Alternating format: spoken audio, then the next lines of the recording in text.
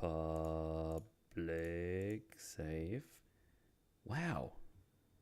Here we are again. Are we alive? Wow, we are alive and live on YouTube. Yay. It's insane. I almost forgot to post the tweet again. That happened to me a couple of times the last couple of weeks. Like I prepared the tweet and I just didn't click on send after I went live everywhere. I'm very smart. Don't you bloop at us, James? That's illegal, I think. Something. I forgot to I wanted to make a coffee, and I forgot because I was so eager to hit the live button. Well, eagerness is encouraged when it's getting the show started close to on time-ish. Good evening, Gooners. Yes, hello. What's going on? What's up, chatteroonies? What's going on? What's happening? Sorry, I'm just clicking buttons and try to not have dead air, so I'm just gonna ramble, just yapping around as you do. What's going on? Hello, Metal Marc. Hope everyone is having a good week. Oh, it's alrighty. Just a busy flimbus. Hopefully it's gonna be a little less busy at work because I got one of the big things done finally, so I hope that's going to be a bit more chill for now because it's been a couple of weeks of full throttle basically, barely any time in between, so yeah. And I hope that also speeds up my work on my video. That would be nice. But, Brave New World, there's just a lot of poopy to point out. But we will get there. You need a vacation. Right, I need a vacation again, basically. I mean, Easter is right around the corner. That's going to be a big weekend, or a long weekend, I should say. So that'll be nice. Good old Easter. Find them eggs, yo. Hell yeah. Also, WrestleMania is on that weekend, which is nice for me because that means I don't need to take off a Monday to watch it live at night, which I will do, and I hope it's not going to be bad. That reminds me, I got to start getting wrestling game footage for that Berserk video. Hell yeah. Happy Sunday, everybody. Well, happy Sunday. Happy Sunday indeed. Yeah. Everything is pooping, everything is farting, and you need to point it all out. Yeah. I mean, this is probably going to be a pretty long vidja. I don't think I'm going to be beating Platoon, because this was like 4 hours. I don't think mine's going to be that long. But I don't know how long it's gonna be, but it's by far the longest script I've written so far, and I'm just about heading into the big action scene, which I thought I'll be doing yesterday, but I wrote 4 pages and I still didn't get there. So it just keeps going, But I hope to have my first draft ready by the next week, and then I can redraft and then do some more things that not just writing a script, because that's, at least for me, the one that takes the longest, because I haven't written that many, so I'll have to do as fast as I can, or as slow as I can. And I also didn't expect this movie to be that bad and for me to just go so ham on it, but it's gonna be worth it, I hope. There's hoping. There's always hope. Yeah. Oh, God. So how was your weekend so far? Mine? Saturday, Friday. Or Chad's? Doing good? Yeah. I don't know. I guess everybody. I mean, I took my usual Friday evening off. Had a couple of drinks, hanging out with the friendos in Discord, playing some vidya games, because that's like my normal free day now that I blocked from everything, basically, usually. Then yesterday, Dad came over. I was in charge of making food, so I made some roast of potatoes and some salad, so it was good. And then Old potatoes. Then I did a little bit of Beat Saber workout, as I do almost every day now again, and then right on. Worked on the script, and then the Saturday was over, and now here we are.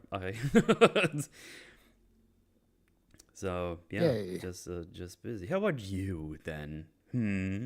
I did some sword fighting yesterday. It was quite fun. I actually I won a match, by choking a guy. Oh. I didn't expect to be a thing that would happen, but he used what's called a half sorting technique, where you kind of hold with like a gloved hand, obviously your own blade, and then getting close. So basically, he kind of knocked my sword down and grabbed it, but he showed me his back. So like my instinct was, because I knew he was going to probably pull the sword out of my hand, was I just let go of the sword and then just like got on his back and choked him, brought him to the ground, and then he tapped, and I was like, okay, well, I guess that worked. All right. I don't think he expected me to be so quick with that choke, but luckily I moved to sword fighting from jujitsu, so it I guess the two martial arts can be used in conjunction. Nice. I was pretty proud of it though when it happened. I was like, oh, nice. But yeah, and then as I was kind of telling you before the stream, I made a Linux build, and I've been working on Linux, and I can't install things from GitHub yet. I've been trying to figure out how, but none of the console commands I use seem to work. So if anyone out there is super good with Linux, give me a shout. I might need some help. I mean, I'm right I wanna here. install- I work with Linux every day at work. Just ask me Oh, questions. Well, okay. Help me learn to install things from GitHub using Bazite, because Well, I don't know my Bazite, console commands. but the console commands should be pretty Well, similar. it's based on Fedora, I think, is the thing. It's Fedora Atomic, I think, is the basis for it.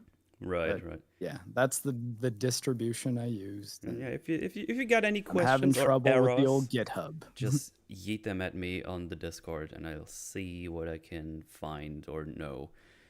No problem. Okay, I guess I got to get Discord installed on there too, because right now the only things I have installed are like Steam Yeah. and Doom Eternal. But I've been playing Doom Eternal on Nightmare to see if I can. I don't know if I'm going to get through the whole game, but I figured I should just go like really high difficulty playing Doom Eternal for a bit. Then by the time Dark Ages comes out, I'll go back down to Ultra Violence, which is kind of my sweet spot difficulty for the Doom games, and yeah, hopefully not have too bad a time. Nice. But yeah, we set a date for our Doom Dark Ages Forge. It's going to be May 25th. So far scheduled out, but we wanted to make sure we have our guest lineup. Yeah. And I think we got John and Miss Slaughter are both agreed. So Oh, nice. should have at least a pretty good group. Nice. Yeah, as you can see today, we Miss don't Slaughter is have definitely going to get through.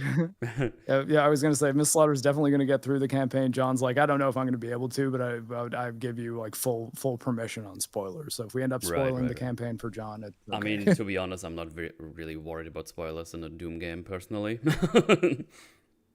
Yeah, I mean, I guess that's true too. Yeah. But and like, I think it would less be story spoilers and more if there's like a really cool gameplay mechanic that shows up later on. I think that would kind of be the bigger thing. That's like, oh, I wish I didn't know that. Though, I mean, I guess in that deep dive we watched, they already showed like that you can ride a dragon and stuff. And I mean, once you got dragon riding, I mean, like where do you go from there? Yeah. But yeah, that's I mean, I'll be streaming the game, of course, so you can see me do that. So there's probably going to be a lot of streams when we get closer to this game. Wait, Rags dissed my physicality? Oh, I didn't hear that, but what did he say?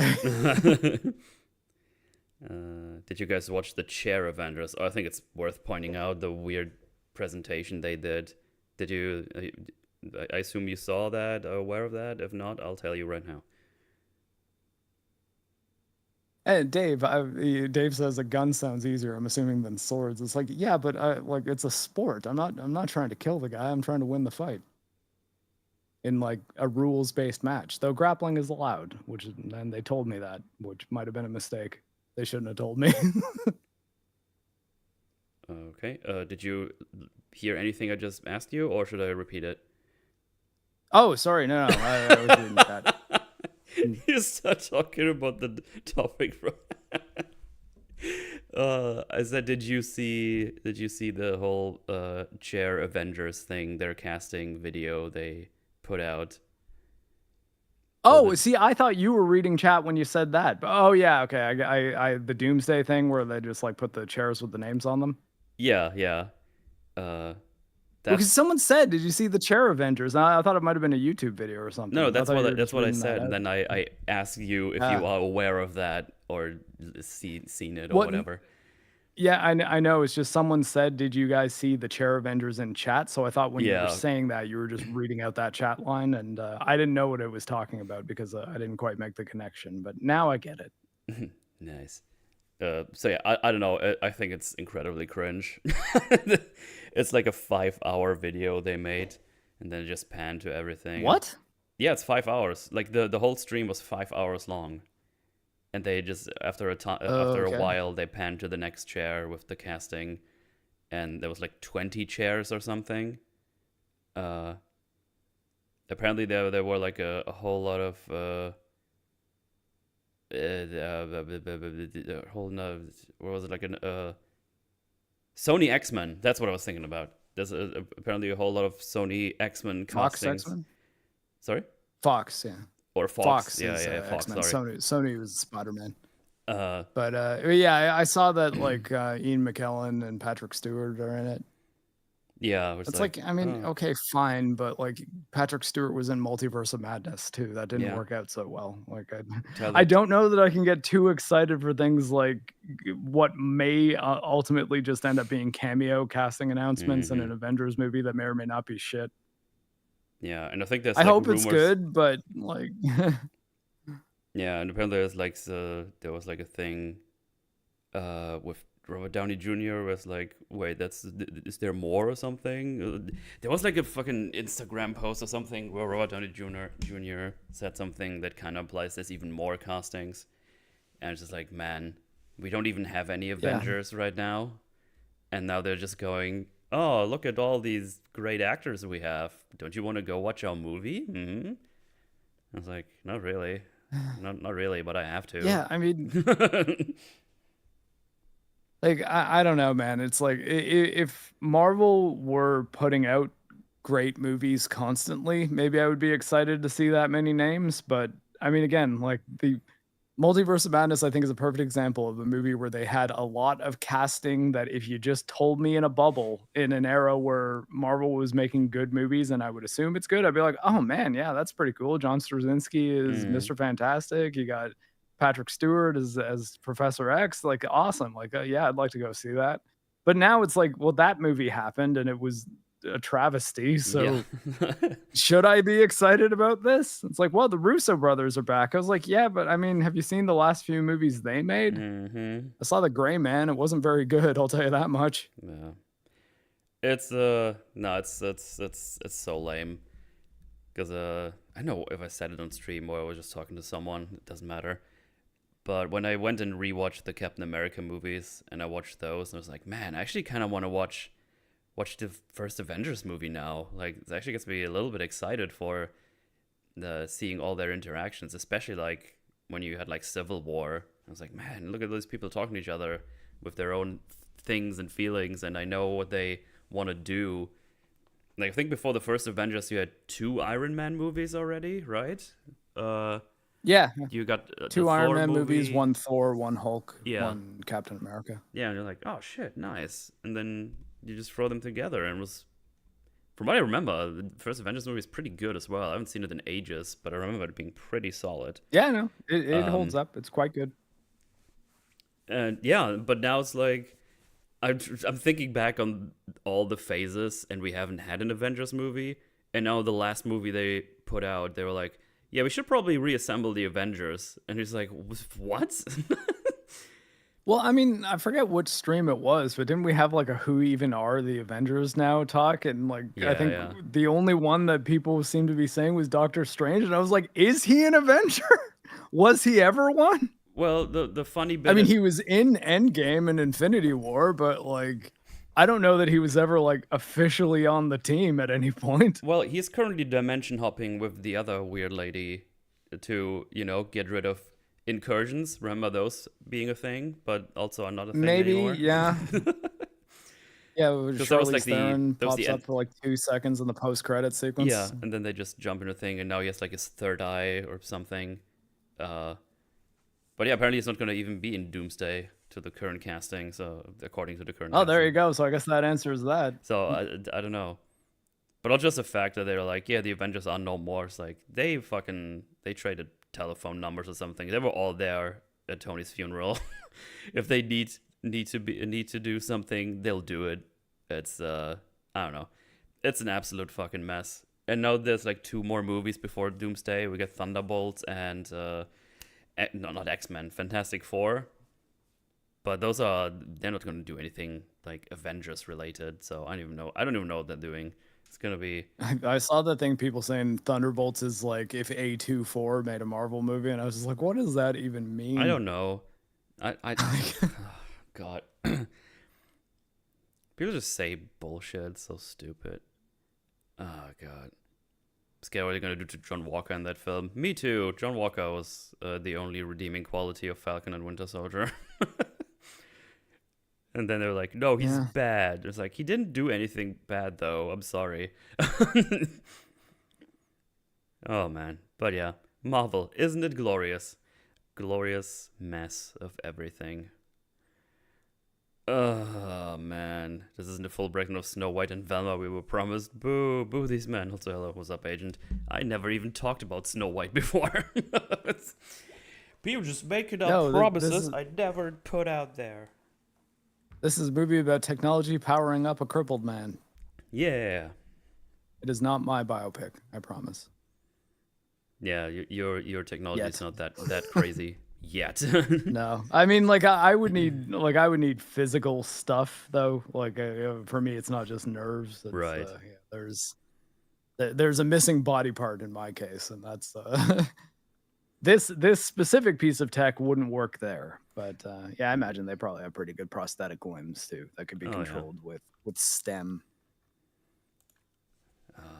Yeah, upgrade. But yeah, today we went into our big old grab bag of movies. That's what I call it now. A grab bag of movies for days and weeks. But there's nothing like super crazy going on that we are interested in. Obviously, Daredevil is going on, but I'm not watching that because I would need to watch. I have 4 been. seasons. It's not very good. I didn't mind the first episode, but it gets worse from there. It doesn't get better. Yeah, I've been hearing stuff obviously from Mahler and Fringy, and sounds pretty bad. I mean, I think they meant to do like their breakdown yesterday, but apparently Fringy's internet went poopy, so he couldn't watch the show. So I think they just did a Q&A yesterday, which I'm sure was fun in the bun. But yeah, then we go into a list of movies, which has our things in there and your guys' recommendation. I actually don't know if this was like a recommendation or if you put that in there. I do not remember. I think this one was me because I think it came up in conversation once and you mentioned you hadn't seen it, and I was like, oh, this movie's pretty good. I think you should give this a watch. Yeah. And I didn't know if he would like it, though. So, I mean, this might have been another one where just Metal hates the movie that I like. And I'm trying to justify why I like it. Right. But yeah, this was also a pretty short-term call as well. So we tried to get some people on board, but we were a bit late on asking people. I know Random likes this movie, but he was unfortunately busy as well. And Mala was also double booked, so... It's funny how this works sometimes. Sometimes you go like, oh, it's pretty short term. Let me ask like 700 people, and then like 800 come back and say, yeah, I can make it. It's like, oh, that's too many though. Hold on. And then sometimes we have days like this, like, no, we're all busy. It's like, okay, yeah, fair enough. But we will. Yeah, everyone I asked was either. Yeah, I asked busy people too, but it's okay. It's 2-person analysis generally goes a bit quicker. So. Absolutely diddly. So yeah, we grabbed this. Should probably get that out of the list. So yeah, I'm also always busy. That man definitely needs a vacation. I mean, he has like a fixed vacation now every time I go over there at the end of the year. Which is it's actually only half a vacation because he still does all the streams. So I don't know. Yeah, maybe it's a vacation for me then. Okay. But in any case, I guess we can just jump right in with a little fleamage going on. And something I noticed, they had like by the way, this is like a Blumhouse movie as well. or production or something. I don't know if they were like. Yeah, it's the director is I'll do the Stuckman thing. It's directed by Lee Winnell, who I believe wrote the original Saw movie, and Oh, okay. and him and James Wan are like good friends. So I actually even noticed when he's looking for the hacker, he's looking at the buzzer numbers on the apartment thing, and one of them is J Wan. So Oh, okay. little Easter egg. Mhm. That's fun.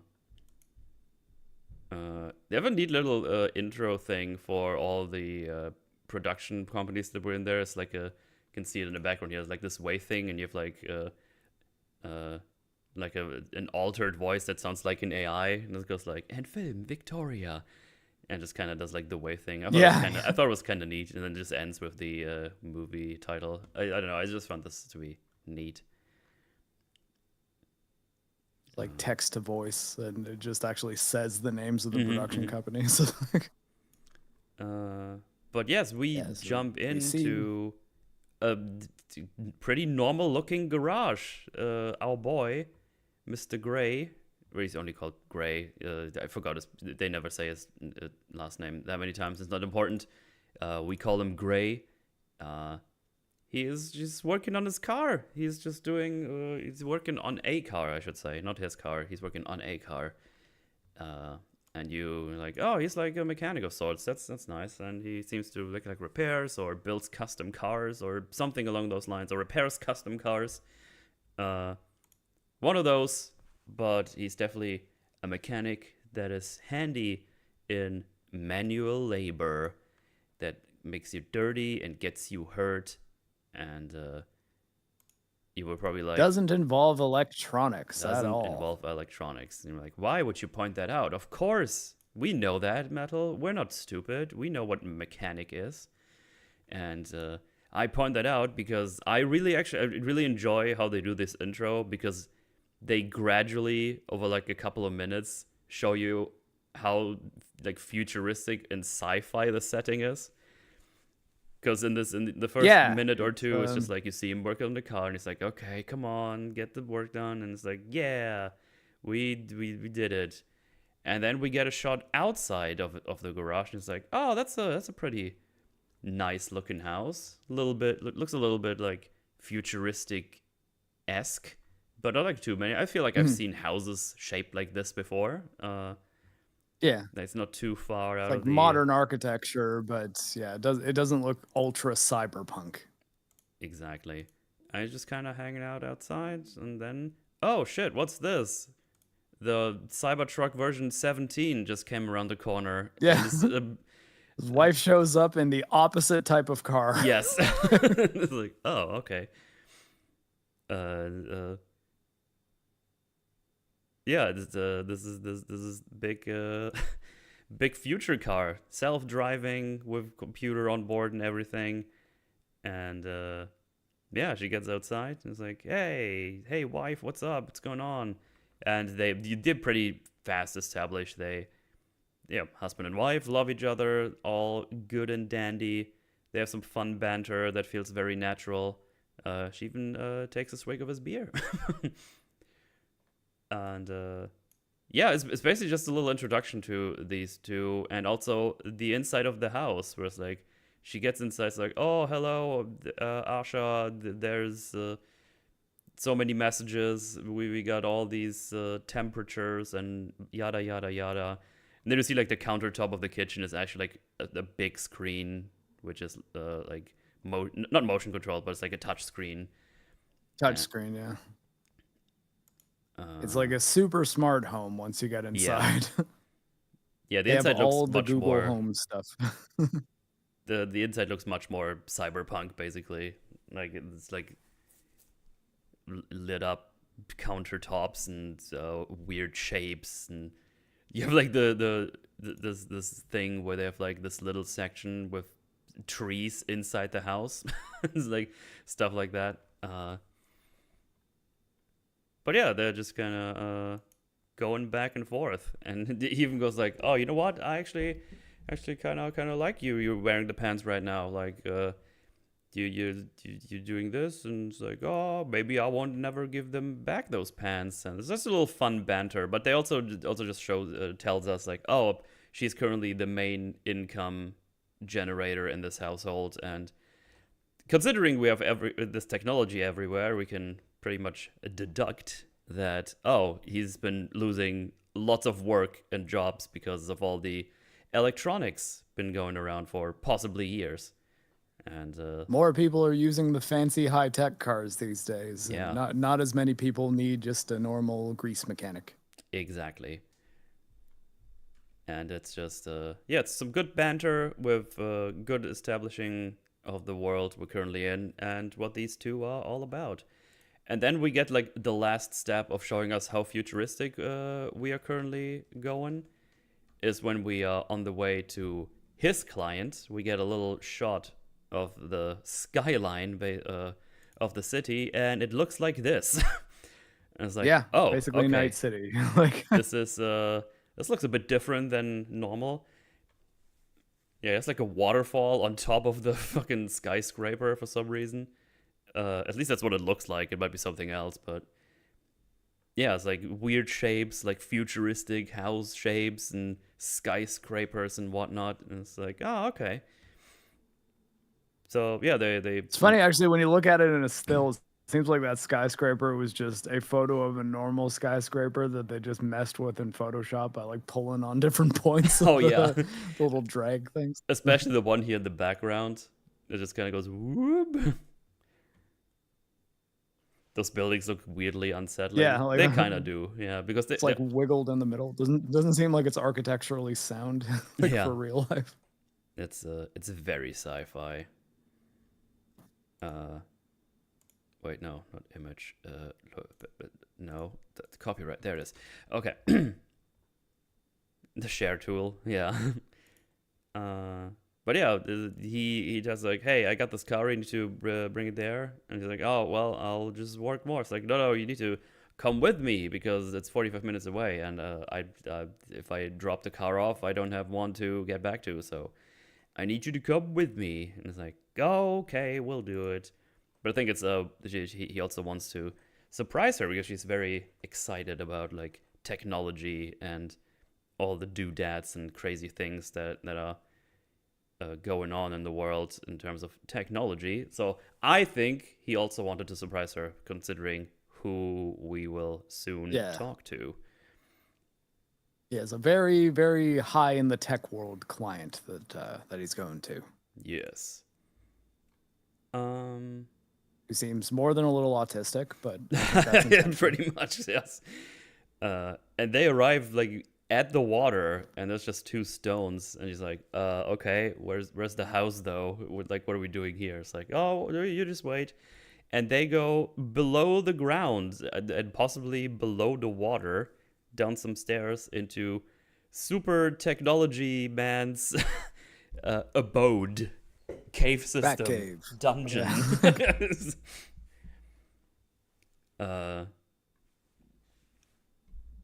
Let me see here. Yeah, they just kind of go. It's like, oh, after you, and we get the guy. It's like, oh, you're early. It's like, well, yeah, I drive fast. He's like really confused because the guy's like playing with like some cloud. He's like, what is that? He's like, it's my cloud, and he's like, yeah, I guess so. You're right. Yeah, it's pretty funny. It's like, yeah, what do you do there? It's like, what's that? It's like, it's my cloud. It's like, anyway, you want to meet my wife? Yeah. It's like, yeah, I guess I could see it's a cloud. I was hoping for more information though. Because the Gray and Asha both look at each other. It's like, all right, yep. Well, Aaron, this is my wife, Asha. It's like, oh, hey, nice to meet you. And it's like, oh shit, you're Aaron Keen. You're like the owner of the of Vessel, the like a cybertronics company. They do like all Vessel computers basically. They do all kinds of technology doodads and flim-flams and whatnot. And yeah, she introduced herself as also being in the industry. She works for Cobalt, but they're mostly focused on replacement limbs for soldiers and stuff, if I caught that correctly. Yeah, I guess I would be a Cobalt client in this world, I suppose. Yeah. Hey, Jojo. And yeah, he seems to be, as you said, a little autistic. A bit of a little, I mean, a lot. Because he Yeah, turns around, and like he like, says, "Oh like, yeah, yeah, we're a pretty hi." small company now, but we're getting there. And he's like, no, you're not. Yeah, I like how he's like kind of nervous when he turns around because there's people, and it's like, "Oh yeah, hi, hello, hi," and then she starts talking about technology. It's like, "Oh, we're not as big as you, but we're getting there." And as you says, like, "No," he just says like, "No, you're not," and now I'm gonna show you why. Yeah. It's like, "Oh, okay," and yeah, he introduces him to a STEM, a little microchip, which basically is supposed to be functioning as a better brain and can do all kinds of cool and wacky things. And this is where we establish that Gray is not the biggest fan of all the super technology, because as he points out, oh yeah, can it make babies play football? Because you see some benefit in society. I kind of just see 10 more people in the unemployment line. It's like, oh, I see. He's not happy with all the technology, which makes sense because he's been very much affected by this, as we already learned. Like apparently, this guy is one of his last paying customers because I guess he likes fast old school cars, or does he? Yeah, I mean, and that's I guess kind of almost the first hint of Yeah, maybe that not making a whole lot. So like, why would this guy want a like analog car, yeah, for lack of a better way of putting it? If you call it an analog car, but a car that isn't primarily operated by a computer system. yeah. Because this guy seems like he wants everything operated by a computer system. Absolutely, yeah. So yeah, I got a little bit of adversity to all this technology. But yeah, they make their way. Yeah, like he has a personal reason for not liking the idea of like tech replacing humans. And this guy basically said, yeah, this is something that could replace the human brain. And Gray is obviously like, well, fuck that. Yeah. And even in the car on the ride back home, and talks to his wife and is like, "Hey, what's a guy like me supposed to do when all these widgets take over?" And he's like, don't worry about it right now. Just get over here. There's some benefits. We can make out while the car drives for us." It's like, hell yeah. And the car points out, "Put on your seatbelts." Like, that's no fun. And yeah, they just kind of start making out.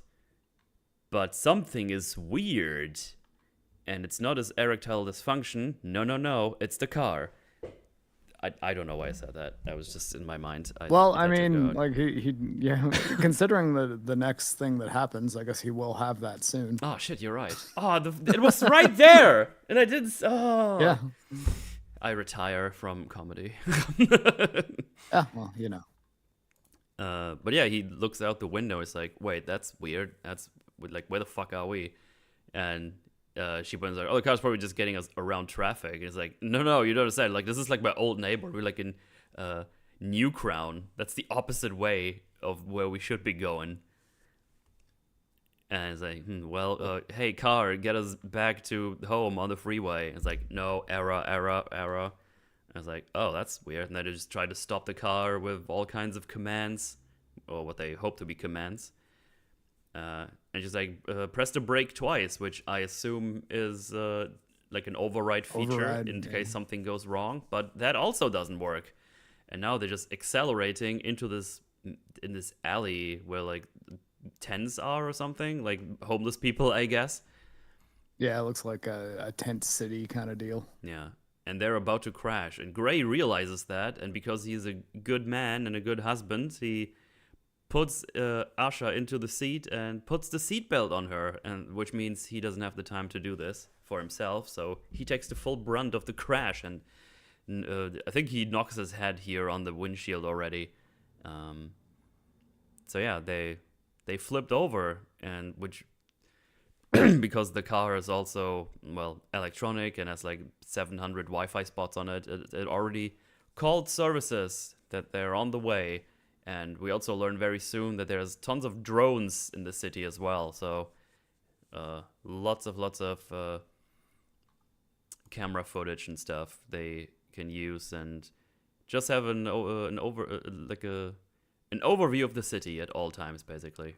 Yeah, it's a world in which it should be very difficult to hide from the police. Yes. Also, I just like that Gray did this for his wife. This just makes him look good as a character, I should say. Yeah. But yeah, we got four goons, 4 mercenaries, 4 thugs, and they're here. And the one guy that we learn later has the name Fisk. And just for easier explanation, I just tell you right now. He has like his little speech. It's like, hey, the guys like you look down on us, and you just see the insect, and you really don't like us, huh? And it's like, he's the evil man. And Gray just says that, you can just have all our stuff, like, it's fine, don't worry about it, like, you can just take whatever you want, just let us go, basically. And he's like, oh, that's nice for the permission. And then after his speech, he shoots Asher in the chest. Chest, yeah. But you might notice that guy doesn't even have a gun. It's like, that's weird. And honestly, I was a bit confused the first time. I guess I wasn't paying like 100% attention. I don't know if you can see it well. But he did shoot her, but it was not with a gun. Well, not exactly a gun, at least. And yeah, I guess it is a gun. It's just he's not holding a gun. Yeah, he's not holding a gun. Exactly. And we will solve that mystery later on. Any case, Gray is trying to break free, go over to her, but they hold him down, and what it looks like they shoot him straight in the neck. But if you pay attention, it's like, why are they getting shot in the neck with a Super Nintendo light gun? Like, it doesn't really look like a proper pistol, if you will. It's close enough. Yeah, but at the same time, because we haven't seen too many guns in this movie yet, Yes. for all we know, that's just what guns look like. So that's I think a neat thing about a first viewing of this, where it's like you should very well assume that is just a gun in this futuristic world. But Yes. it does look weird. It does not look like a 1911 or something. Yeah, so you obviously assume, it's like, okay, that's like sci-fi gun from this universe. They shot him in the neck.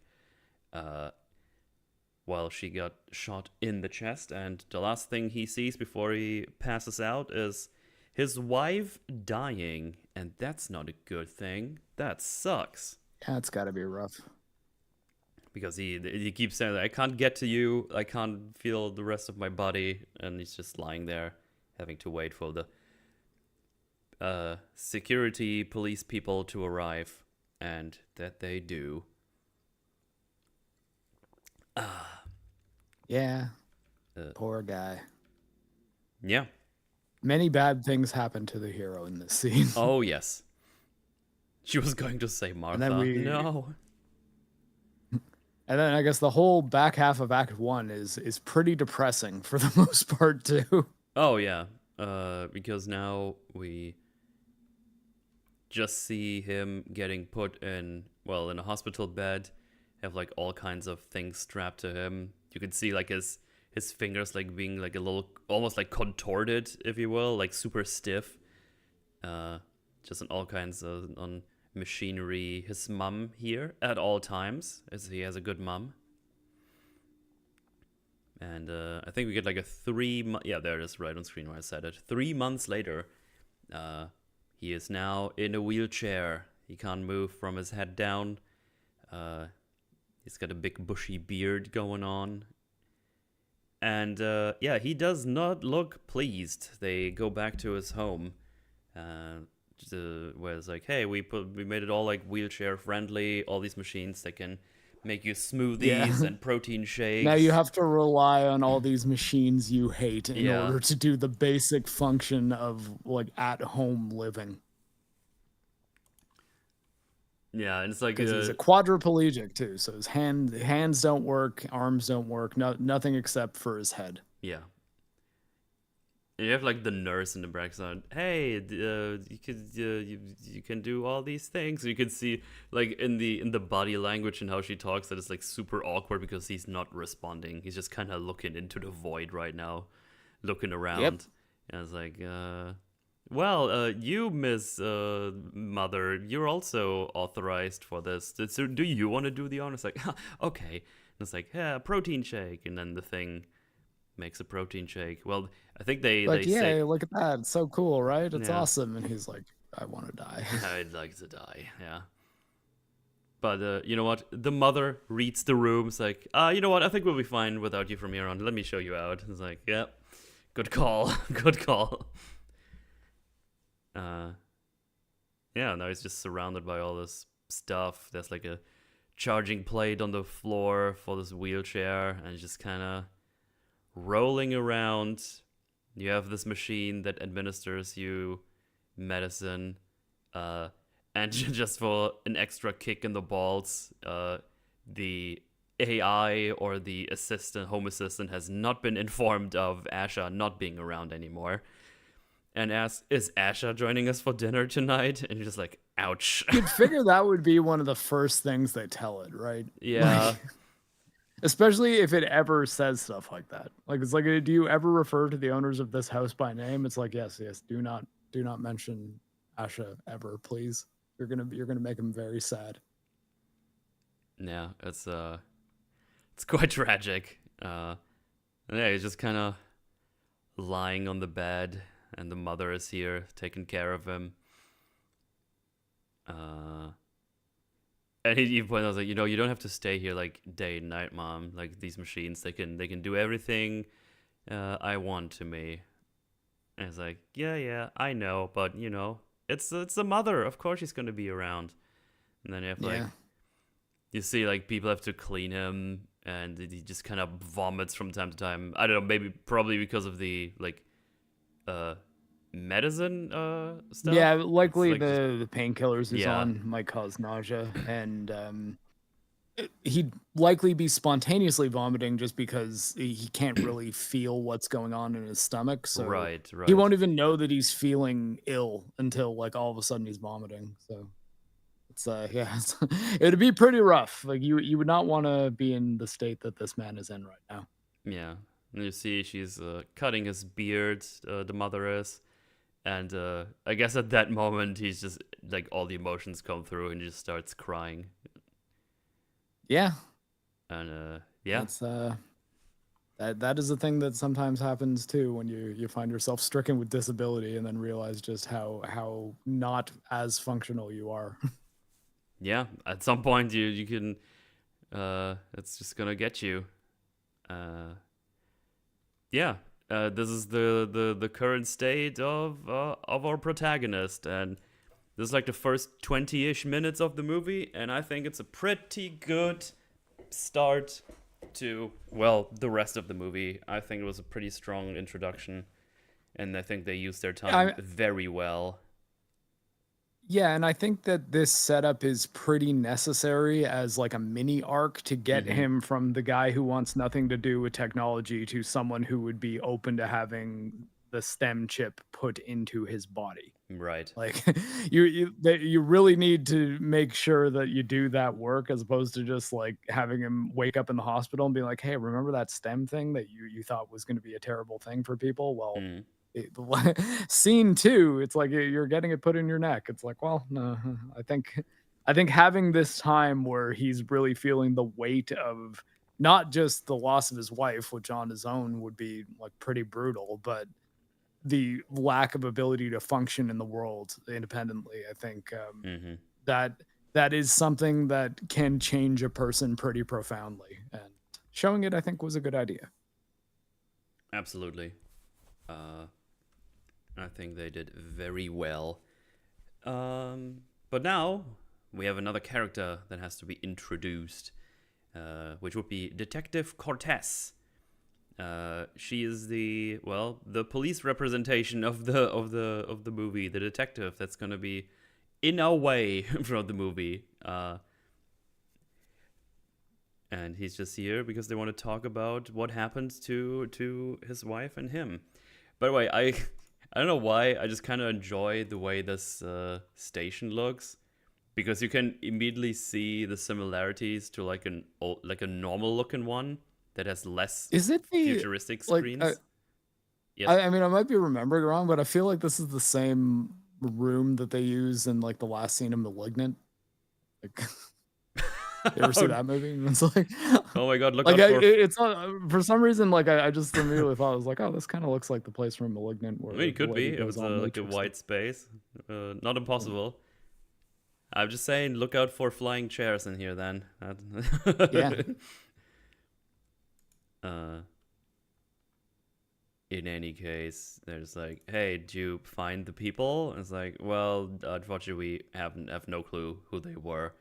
And he points out, it's like, oh wow, all these drones in the air all around, and they can't do anything to solve this case. And she always says yes, and it's like, well, it's not that easy. They have ways to go undercover and put like firewalls up for themselves so they don't get found as easily. Yeah, which I think, like, especially in a world where they do have these drones and use them for story things later, I think giving a little scene where you explain, hey, here's why we haven't like immediately caught the bad guys because they were Mhm. flat out being filmed by a police drone when they committed the crime is, you know, it's nice they did that. Yeah, absolutely. And they need to do this when they establish it's like super high security town with all these drones, surveillance everywhere. It's like, yeah, they probably should establish that they can like cloak themselves or go off grid or whatever you want to call it. And she's like, well, if you work with us, we will find them. And he just says like, how can I work with you? I can't Yeah. even stand. Which I mean, like, is a good point that he's like, what the fuck do you even mean by that? Yeah. Like, how, like, what do you want me to do exactly? How can I work with you? And I think ultimately the answer was just like, well, just don't bug us too much. Be patient, and Yeah. hopefully we'll be able to contact you with information, which obviously is not what he would want to hear. But yeah, I think that his reaction was appropriate. Oh yeah, for sure. Well, we cut back home where he tells the machine to administer his PM medicine. And he's like, what if I just do it again? Like, oh, and then he starts administering more and more, putting like, problem, administer PM medicine. So, yeah, he just does it like 5 or 6 times. And at some point, the machine is like, the next shot could be fatal. I will call the ambulance now. I was like, okay. I think what's interesting is because the house doesn't know what has actually been administered to him. Mm-hmm. And she doesn't say that because the next dose is fatal, I'm calling the ambulance. She's like, if you're in severe pain, I will call an ambulance. So being like, if you're telling the truth and your medication is actually not being administered, I'm going to call an ambulance because I'm barred from giving this many doses in a row in the event that you're lying to me. Mm-hmm. But if you're not, I also need to make sure that you're not going to be in severe pain because your medication malfunctioned. Right. So yeah, little detail, but it's like I like that they thought of it. Oh yeah. So yeah, obviously he's trying to overdose and stop his. This pain is a suicide overall. attempt. It's sure. a suicide attempt, exactly.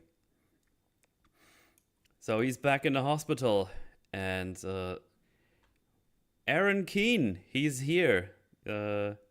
He's checking on his boy that repairs his car.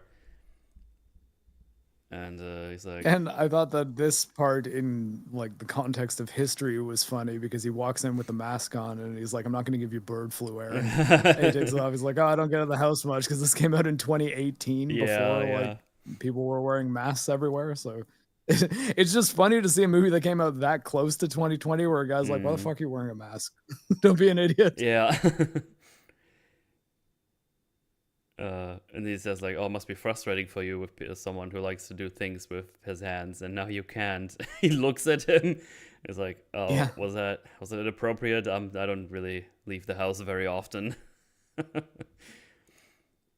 But yeah, it's basically, okay, well, you just basically ask, okay, what the fuck do you even want here? Like, it's not like I can repair your cars anymore.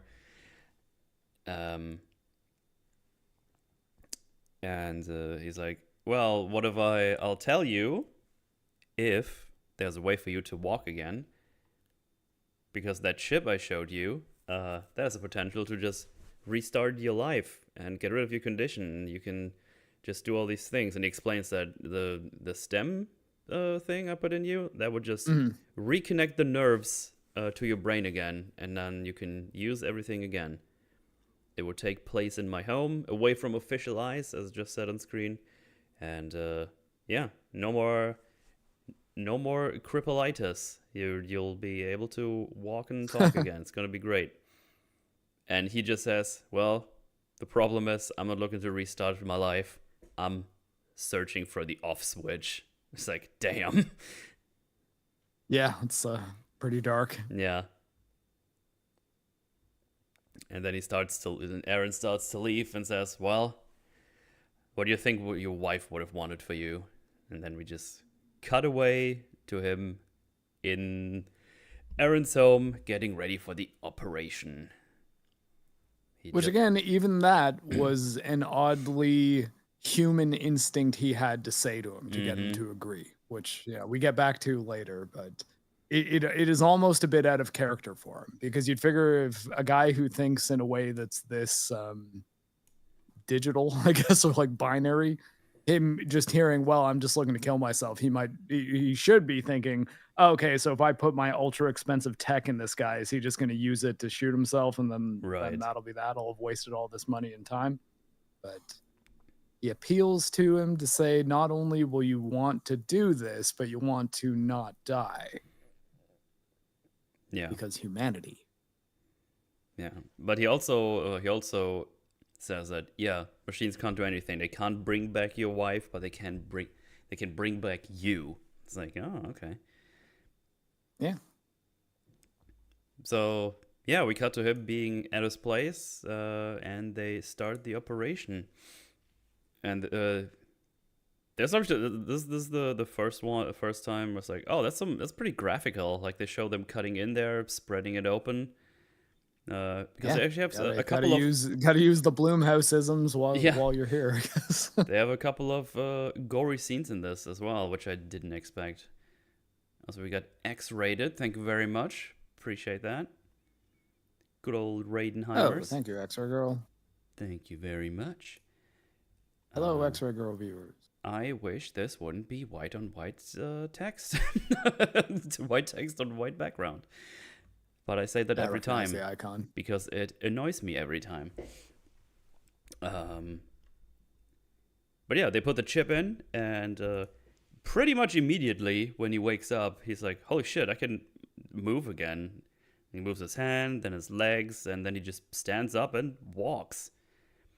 And yeah, I mean, and if there's anything that I thought this movie maybe could have done a bit better, it's getting him to go from that chair, like a quadriplegic chair, onto crutches immediately is not the way. You definitely want him grabbing onto bars first. Yeah. Like things that he does not have to rely on his strength in which to hold him upright. But yeah, I was surprised how fast they went through this. I expected there to be like a 5-minute montage almost, where he just tries to move again and gradually gets back control of all of his limbs, but it's instant. It just takes a couple of minutes, and it is very effective. Yeah. But he's also Stem seems to even have taken care of like just like natural muscle atrophy from being stationary for even like a couple days. Like standing up right away would be tough, is what I'm saying. Right. Yeah, and he's been in that state for at least 3 months. So yeah, everything went well here. And Aaron says like, well, it normally takes years and years for me to be able to test things like this. So I need you to sign this confidentiality waiver. And don't tell anyone. So basically, he still has to play cripple in his day-to-day life. Because people are not allowed to wish Yeah. going to human testing on something like this would be like very illegal. Mm-hmm. So basically it's like, well, effectively we've got to get through this trial to the point that we can say yes, it definitely worked for sure before we can reveal it to the world, because Mm-hmm. then at least we'll be able to say, yeah, we went to human testing, but that's because honestly we knew we could, and yes, it works, and yes, he's fine. Also, we gave a quadriplegic man his life back. Yeah. Whereas if it's like they're in the testing phase and it goes public, it would be bad. Yeah. But yeah, I agree. Which would They result in a good. should not have done it like instantly. I think there was they went a bit too hard on that. Yeah, I mean, and like you'd think maybe they were just trying to save a bit of time. It's like, well, we can just get these crutches, have them stand up. But it's like, I think bars that are affixed to at least the ground would have been, I think, a little bit more believable. But I Mhm. mean, I'm also a person who has gone from not being able to walk to learning to walk. So I've got some firsthand experience with how tough it is to walk when you've been in a chair for a long time. Yeah. Yeah, he even gets like on the treadmill and he's going fast. He's going very fast. Like Aaron even Yeah, and I think this is almost the first part where like it kind of looks like his head is acting differently than his body, which I think is something that Logan Marshall Green does quite well in this movie. Yeah, because immediately we go back to his house now, and immediately when he starts standing up and walk around, he moves very robotic. Yeah, Like his head, like almost tank control, like his head looks like the one way, and then his RoboCop. Almost. RoboCop. That's a good way to put it. Yeah. The assistant in the house is asking something. He says, "Shut up." He's like, "Did you say shut down?" And he's like, "You know what? Yeah, shut down. Leave me alone." Yeah, shut down. But also Cortez has brought all the files and stuff for him to check out. I assume in case he remembers something, finds something that might be of interest. So he just starts checking these things out. Even put something on a projector. And just looks at the footage. Oh, there we were. Yeah. So he goes to refill his cup with some more whiskey, I assume. And this is where you can see like he moves very robotic, like he looks straight ahead almost, and then just looks down. It's like his movements are very unnatural. I think it's like a good choice to make him do this, because Aaron said earlier, it's like, no, you're like in full control. He's just connecting the brain to the rest of your nerves again. You're still in control. And if you look, it's like very obvious that, I don't know, he's not really in control, I feel like.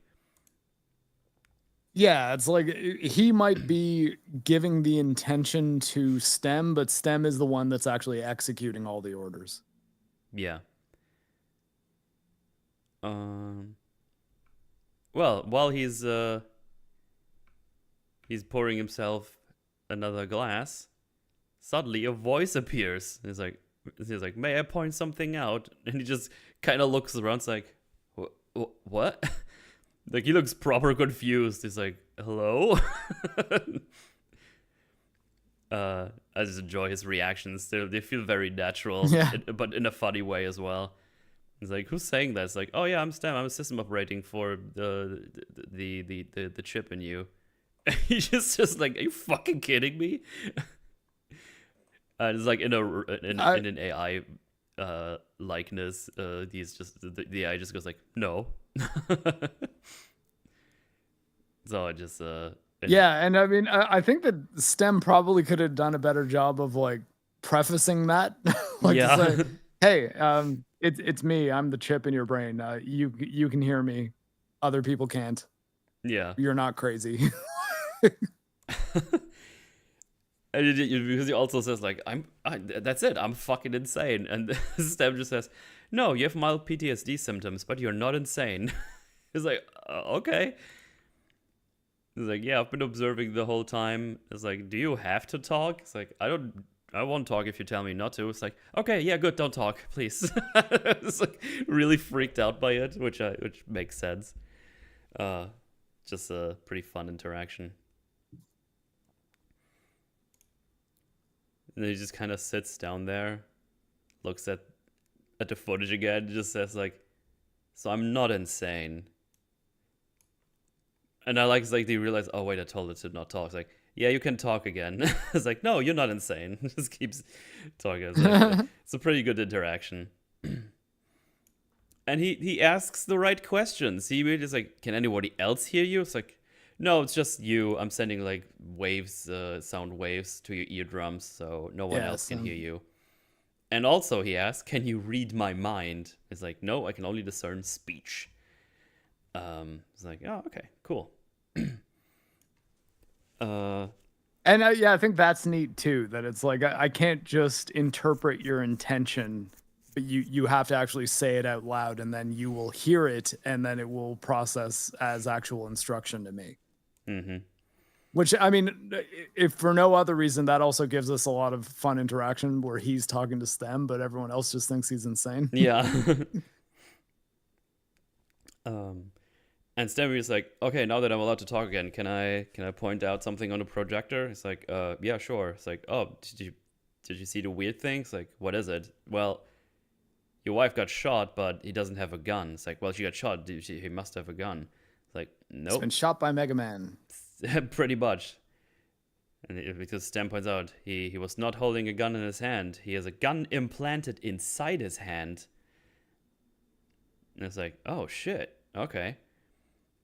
Then they freeze the frame. We can see there's a shot coming out of his arm. It's like, oh, shit. Those are cyborgs or cyborg people or something. They have, at least they have like upgrades inside of them. Upgrade, that's the name of the movie.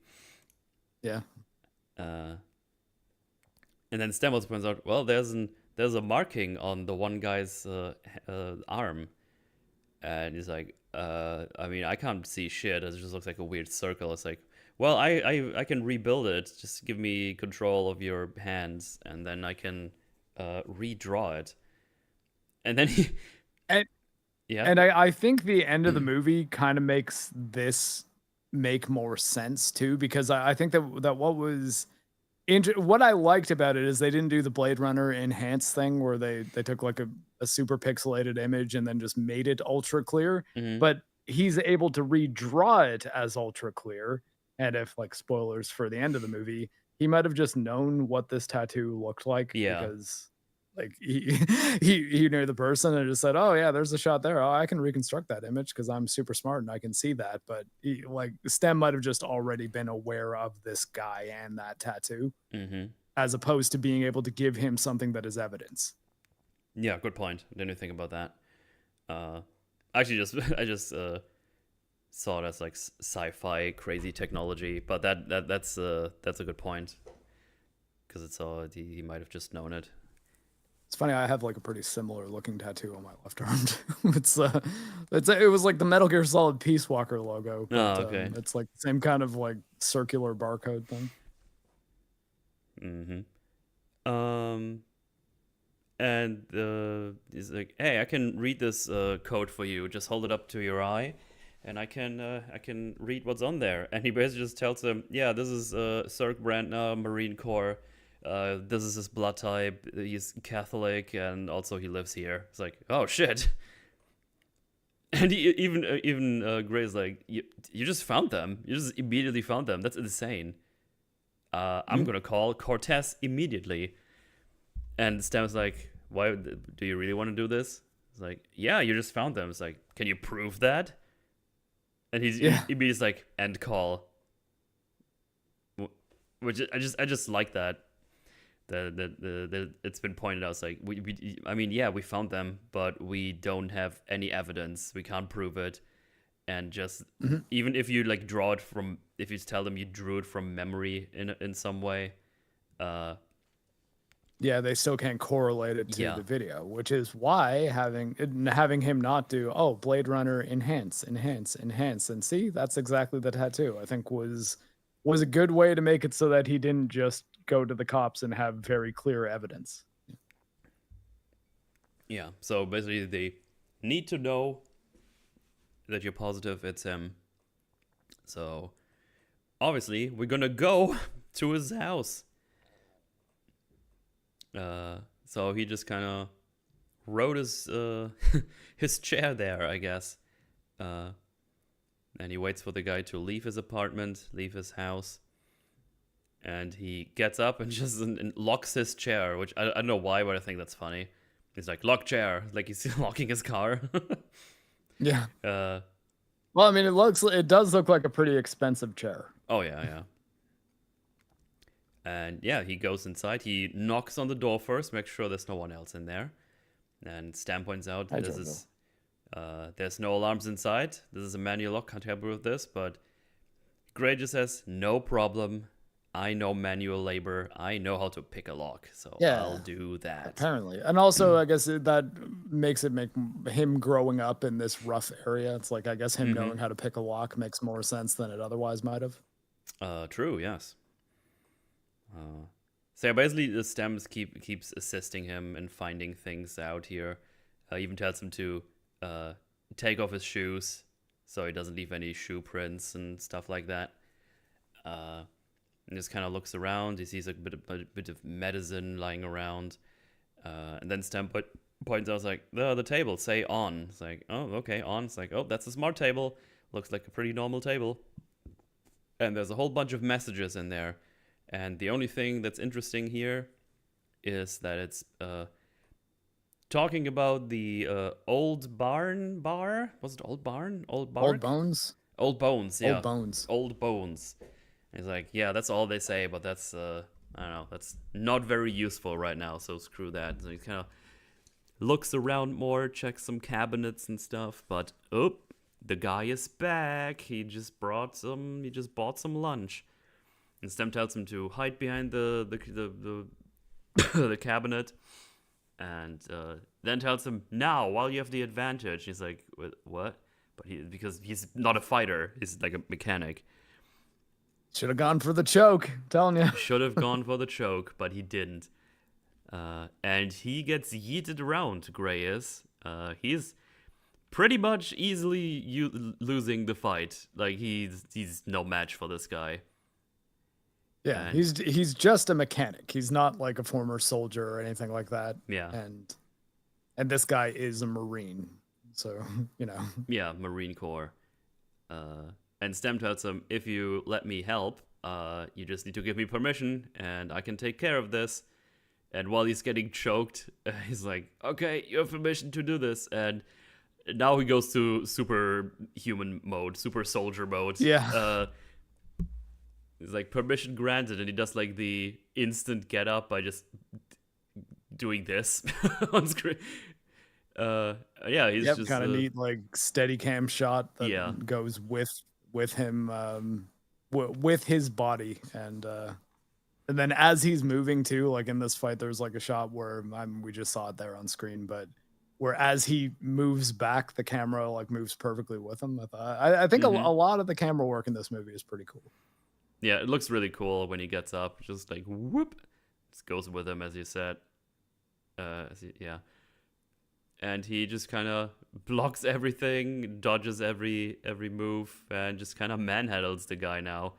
And when they're in the kitchen, he just kind of starts throwing shit in his face, like a plate, a glass, another plate.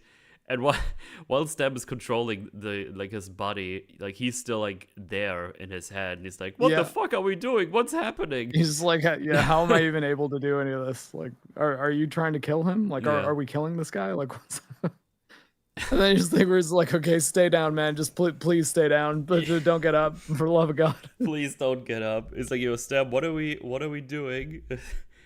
It's just, oh fuck, oh god, dear god, what's happening? Like his facials as well are just so fun. He's like, oh god, I can't believe this is happening. And like his neck is barely moving either. Yeah, like, it is really like Stem is in control of everything below his chin. Yeah, and then the guy grabs the knife, and he's like, he has a knife. He's like, we have a knife too. We have a knife too. And then he does like some slicing, puts the knife in his shoulder. Is like, stop him, what are we doing? And then he puts him down, puts the knife into like the sides of the lips, Yep. and just It gives almost them like cuts a his head in half. extreme Brazilian smile. Like, Yep. Yeah, he annihilated that guy. And, well, our mechanic, he's never killed anyone. And so it's like, you have now full control again. And he's like, oh, I'm gonna go vomit here real quick. He doesn't say that, but he's like, ugh. And he goes and vomits in the sink, Mm-hmm. which might leave some evidence. But Stem But says you Sam's should. thought of that. Well, what should we do now, Stem? What should I do now? It's like, well, you should get rid of all evidence that you've been here, which also includes the vomit in the sink right now. Yeah, he just realized he just killed somebody, and yeah, not happy about that. Yeah, I probably would have given Snem control for this too. Because I'd be like, look, I want to make sure that I've cleaned it to a standard that you don't think they'd be able to recover anything. So you just take over. Yeah. It was like, well, you need to get rid of all the fingerprints of everything you touched, and obviously, it's like I don't fucking remember what I touched. Like, it's like, well, don't worry, I have a record of everything you've touched in this place. It's like, oh well, let's get to work. And I guess they do that off screen because we go back to Cortez. But yeah, now we know he is capable of basically superhuman things right now. Yeah, just it's his reaction. reaction time is instantaneous, and Stem's ability to think just make it so that reaction time is always doing what it needs to do. So it's he's essentially unbeatable in a fist fight against a normal person. Yeah. Also, yeah, the fight choreography is pretty solid. I really enjoy it, especially because I can see what the fuck is happening. Yeah, which is interesting later in the last fight they have, because that one was interesting to me because it has like lots of cuts, but you still knew what was going on. Like it felt frantic, but still you were able to figure out what's going on. But we'll get there, I think that we will get there. Yes, yeah. But I agree as well. I think the impacts were all clear. Yes. Yeah, because this movie doesn't forget we've introduced a police officer, or a detective, I should say, because we now go to the detective because they've got the body of Mr. Cirque here, and they see, he's full of implants. He has implants in his hand. He has a gun attachment inside his organic tissue. Implants throughout the chest and everything. Something of a cyborg himself. Yeah. And they also found a boot print on the front porch. It was like, uh-oh, we got our first evidence, because it has engine grease on it mostly. It's like, we know a guy that does engine grease, or did before. So she's getting sussy right now, but obviously she has no idea how to connect the dots yet, because that doesn't make any sense. He would be there leaving footprints. Yeah, like standing even. Yeah. And now it's time for more establishing what's going on with Aaron. And he's there. He asks like, hey, what's the progress? And Aaron says, I can't track you. Like you have property inside of you. I know what you've been doing. And Stem even tells Grace like he knows everything. There's no reason to lie. So yeah, it's a very expensive piece of property, and whatever you do there, that could lead it back to me, and then we're both in trouble. They take it away from you. You go back to being quadriplegic, and I lose my crazy technology. And Gray just says, well, you haven't really been truthful to me as well. You didn't tell me that fucking thing talks to me. And he's actually confused. He's confused as like, talks to you? Like something he did not expect to happen, apparently. Mm-hmm. So another hint that some things might be weird. There's more stuff going on here. And And also, we kind of go back and forth between this and Cortez, who has been just kind of looks for Gray, and he finds drone footage of him going through New Crown, close to where the thing happened. And she even puts him on the suspect list, but the computer AI, or the algorithm... Yeah, it's just like, what, are you crazy? This guy's a quadriplegic. He's quadriplegic. This is not a matching suspect, you stupid human.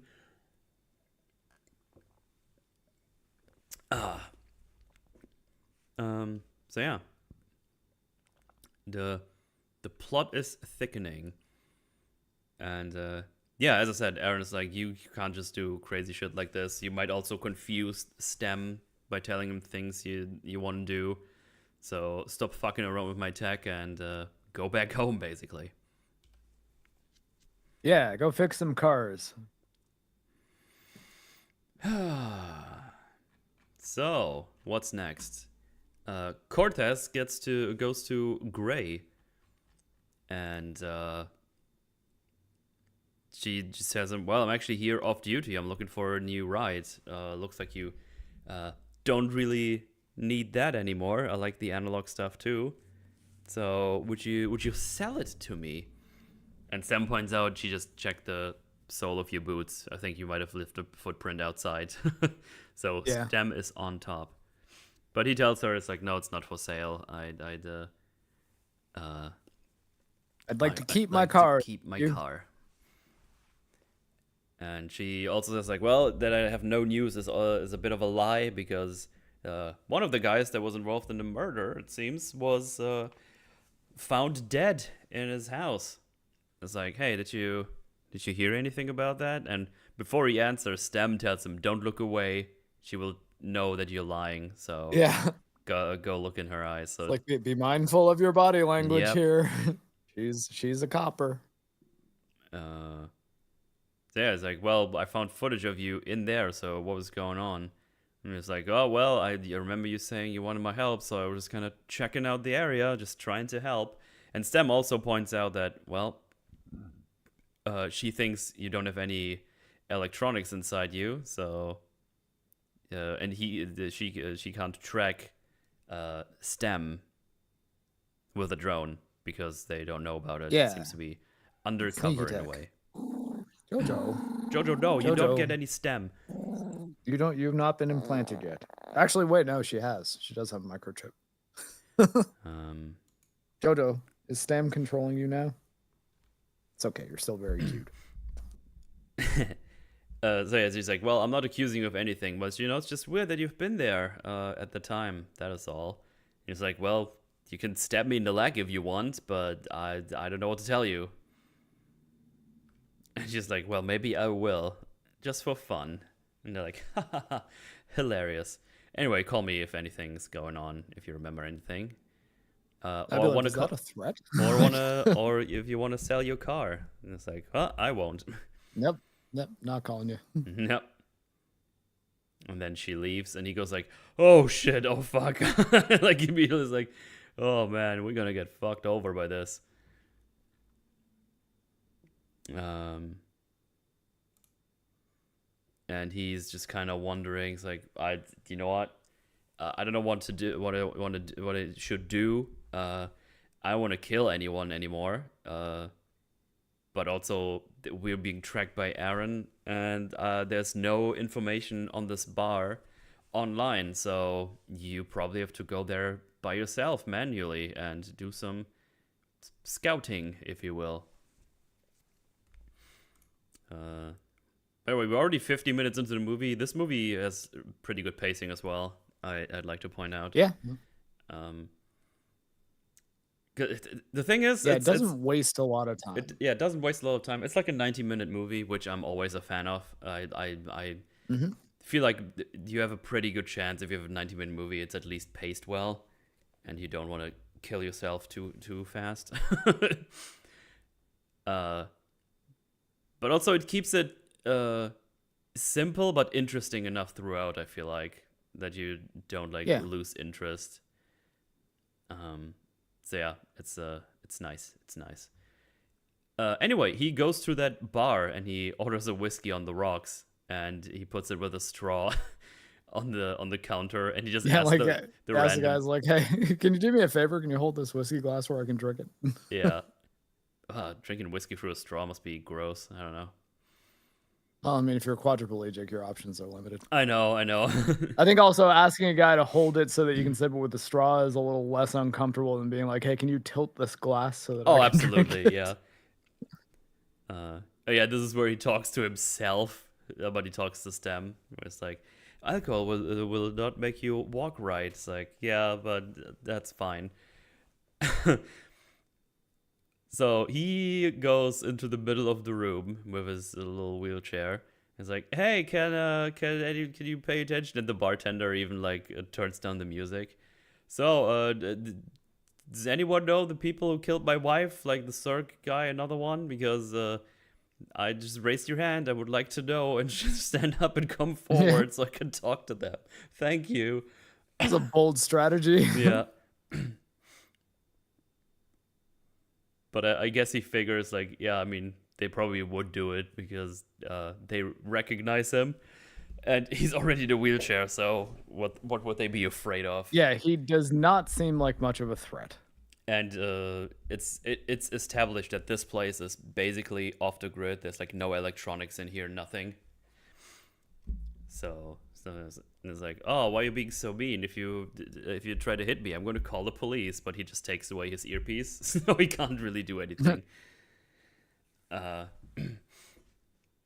So it's like, oh, you're not a problem, blah blah blah. And it's like, well, Sark said something similar before I almost cut his head off, and that's hit the nerve. And they roll him into the bathroom with 4 people. And the bathroom is full of bullet casings. It's like, oh, that's... Yeah. This is a place where people do crime, apparently. Yep. We see that good old Aaron is tracking Gray at all times, so he knows what's up, or at least he knows where he is. And yeah, they kind of just throw him on the ground. Stem says, "I'm going to deactivate your pain receptors for the time being." It's like, oh, good thinking. And I noticed he was using Linux. He's using a very weird version of Linux. You can see it later. You have Well, like, at least just in the like terminal, he did like wrote sudo before one of the prompts. So yeah, I was like, sudo oh, hey. shutdown -h, which is a command. It's just more, you have like the PIDs, which is like the identifying numbers for processes.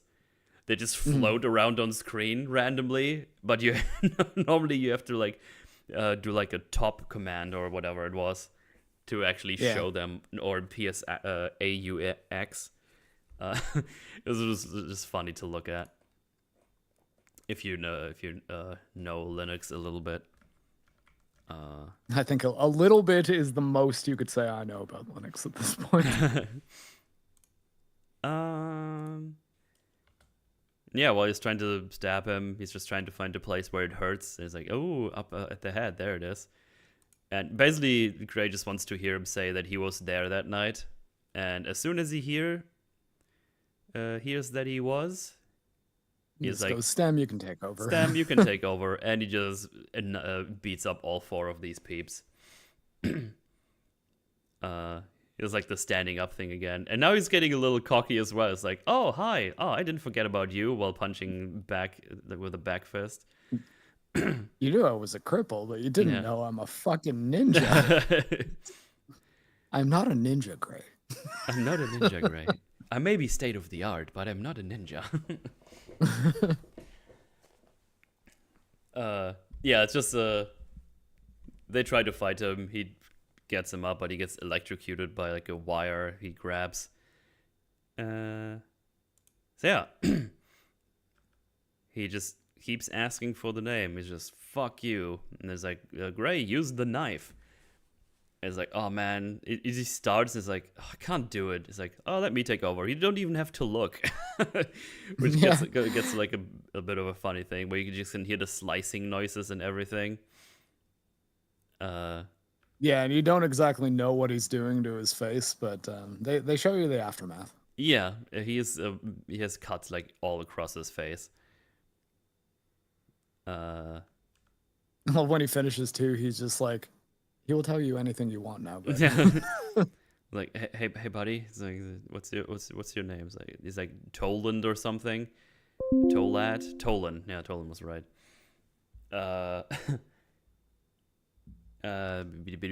Where's my? I lost my notes. There you go. Oh yeah, he basically asked him. Oh, it was just a job. I'm working with Fisk. It's like, who's that? I don't know who that is. Like, that doesn't mean anything. And it's like, was killing Asha the job? Like, why would she be dead? Who wanted her dead? And who paid you? And it's like, as I said, it's like Fisk. And then he sees that, like, well, wait, there's a cobalt implant in here, so they've been getting stuff from the place Asha has been working at. It's like, oh man, yeah. Okay, this is weird. And then makes you think there was someone in her company that wanted her dead, and yeah, spoilers, but this is a bit of a red herring. It is, yeah. So, but before we can even go further with this, Stem says, I have to inform you that Aaron is trying to remotely shut you down. And may I remind you, if he does that, you're just a quadriplegic again, and then you're just gonna lie there. Yeah, and I think if anything, like this is probably the part where I was just like, great, like you really got to take him seriously right now. Yeah. And he's like, we need to find a computer hacker who can get rid of some guards, the guard thingies that Aaron uses to override the code to remotely shut them down. And he's like, oh yeah, okay, I'm just gonna look at my little hacker book of people that I know that can hack stuff. Of hackers, yeah. But Stem was already at. It's like, I already searched a darknet before, and you need to go to this address to do the thing. And it's like, oh wow, that's only like 10 minutes away from here. It's like, yeah, well, better go there. Ask for Jamie. It's apartment 514. Before he leaves, like, oh, take the gun, take the pen, and also take your phone. It's like, wait, what do I need the pen for? It's like, well, you need to write everything down. I'm going to tell you right now. So he just starts going out. He also leaves the bathroom in his wheelchair and just says, oh, Talon says drinks on him, by the way. And when they check, obviously they see they're all annihilated in there. He's like, I'm going to need a phone. Yeah, and he's starting I can just imagine the bartender's confusion here too. Like, oh yeah. How did any of this happen? Oh yeah, the Stem tells Grace, like, there's no time. You should ditch the chair. And he's like, oh, okay. He gets up, tells the guy who's also in the wheelchair. It's like, would you look at this one? It's like, faker. And then he gets up himself and sits in the chair. Projection on the faker bit there. Yeah, he's now at the building apartment complex or abandoned building, whatever it is, and he's just writing shit on his arm, like a whole lot of like IPs and IP address. I don't know, lots of things that he would need to reprogram stuff, or the hacker would need for reprogramming stuff. While he's getting inside, Aaron is continuously locking down stuff. He's like down to 70%. He's writing more shit on his arm. Oh yeah, there's also J1. Yeah, I just saw it. That's fun. And yeah, he just struggles to get to the place basically until he arrives at the front door. In the meantime, we see Fisk and the leftover guy that hasn't been killed yet check out Tolan. And he used like a little flame device to put in his eye because his eye is also electronic. And he basically just copies the images onto his electronic eye, so he now knows what Gray's at. Happened, yeah. And they know where he is, so they go that way. And which, I mean, like, you needed a reason for this guy to know where Gray's going. And I think Gray having to say the things out loud made it so that this guy would hear it. And these guys have already been established to have all sorts of like crazy tech inside them. So saying like, oh yeah, they're recording things with implants in their eyes is like not too much of a stretch. So I was like, okay, well, is as far as like a contrivance that can get the enemy on your tail immediately. This Mm-hmm. is not too poorly constructed. Absolutely, yeah. It's good that they can't just do mind flimbuses. Yeah, he arrives at the front door. He knocks. I got cash and stuff. It's gonna work. It's like, hey, can you hack a computer for me? Jamie hacker is like, which one? The one in my neck. It's like, oh, The hacker formerly known as Jamie. the hacker formerly known as Jamie. Yeah. We go back one more time to the bar where the bartender is like, oh, whatever. It's like, hey, you were just standing by while he tried to kill our friends. Like, hey, I'm not your babysitter, all right? I'm just gonna get rid of your mess and you'll just go ahead. I mean, I think like honestly, the bartender's better excuse would have been like the guy was quadriplegic. Like, what? Yeah. Why would I have assumed that the screams coming from the bathroom were your friends? I thought they were torturing him. Yeah, exactly. Pretty bad defense on his part. Like, look, I didn't expect the wheelchair-bound guy who can't use his hands to be able to overpower your like gigantic muscular buddy. With 3 other people as well. Yeah. uh,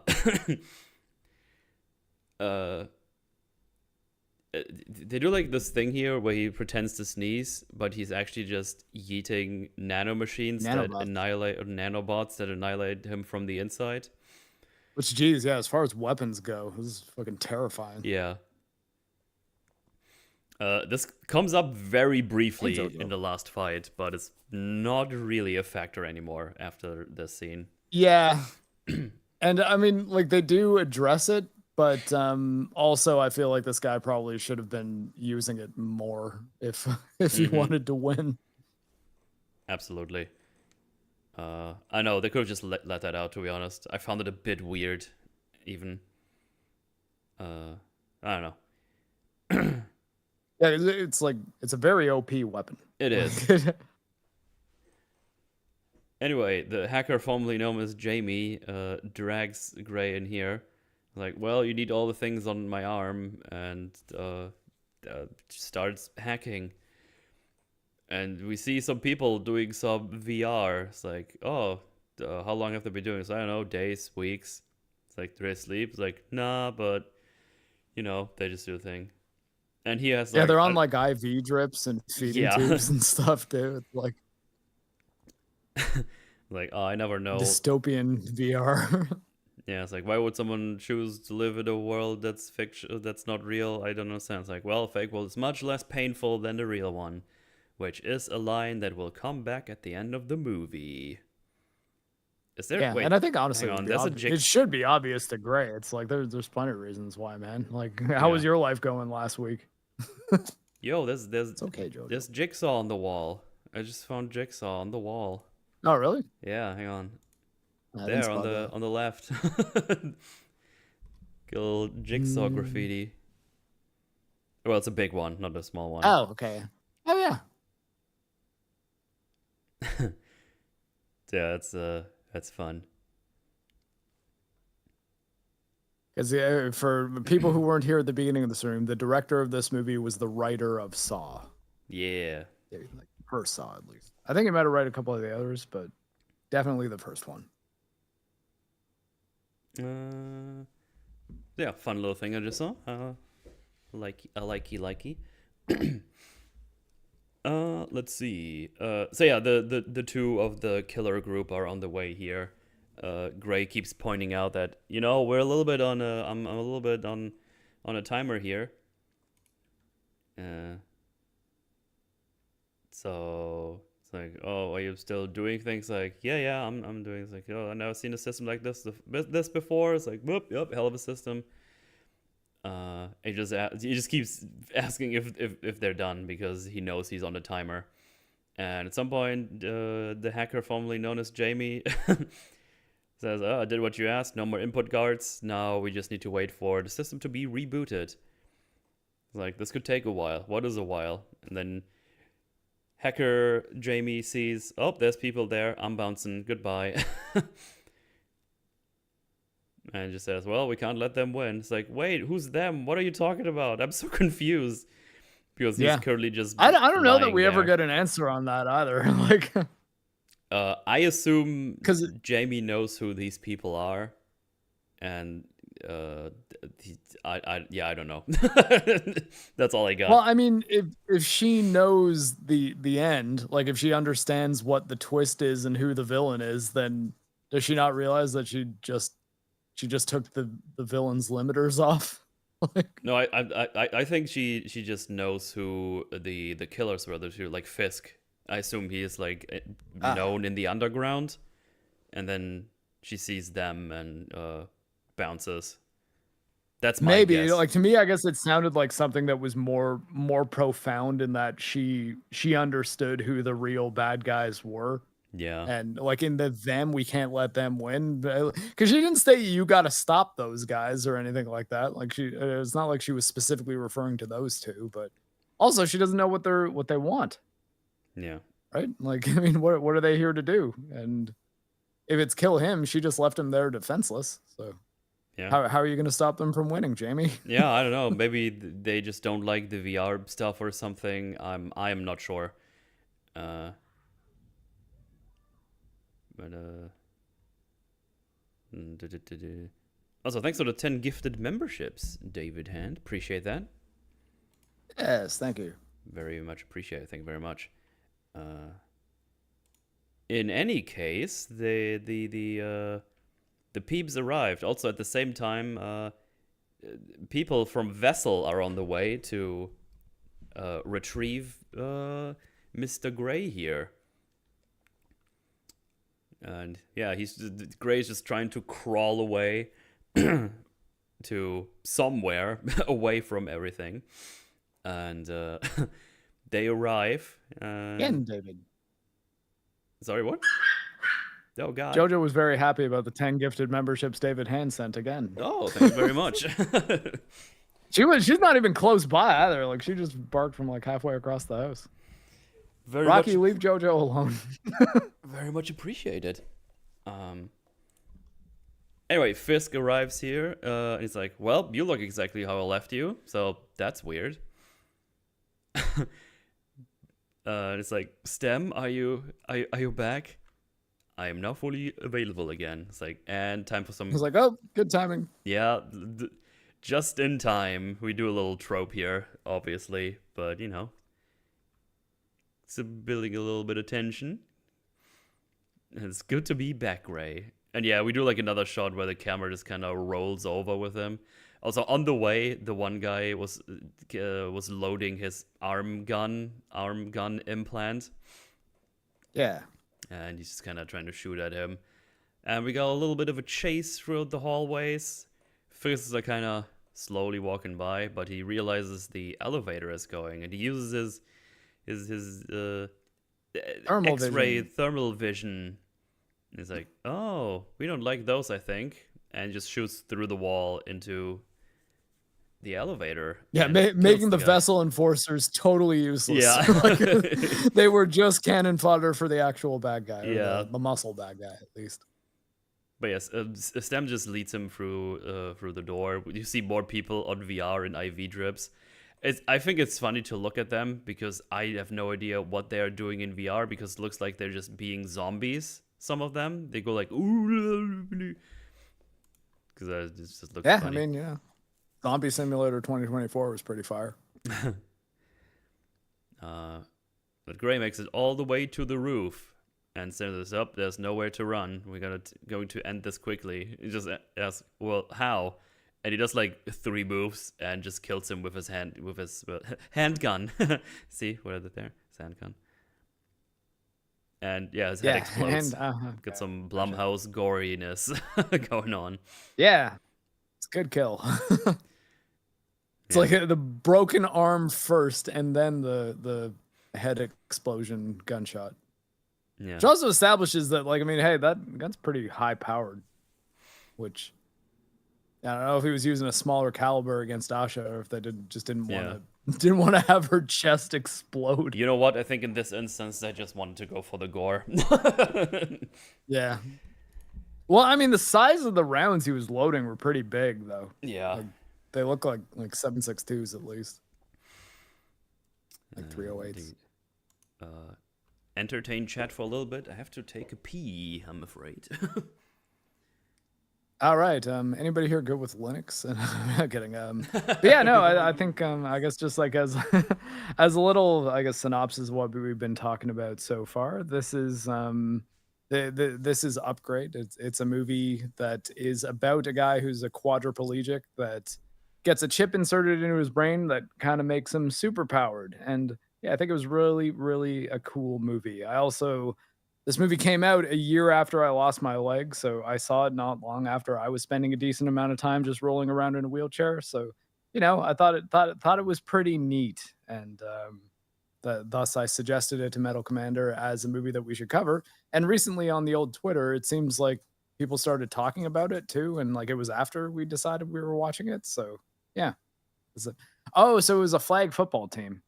Yeah, I mean, I might be okay at flag football. I can run. Like I'm not incapable of moving around. Dodgeball might be tricky for me because moving side to side very quickly can be tough. But yeah, I think I can throw and catch. So I wouldn't be terrible at flag football. Though I guess I probably also wouldn't be first pick.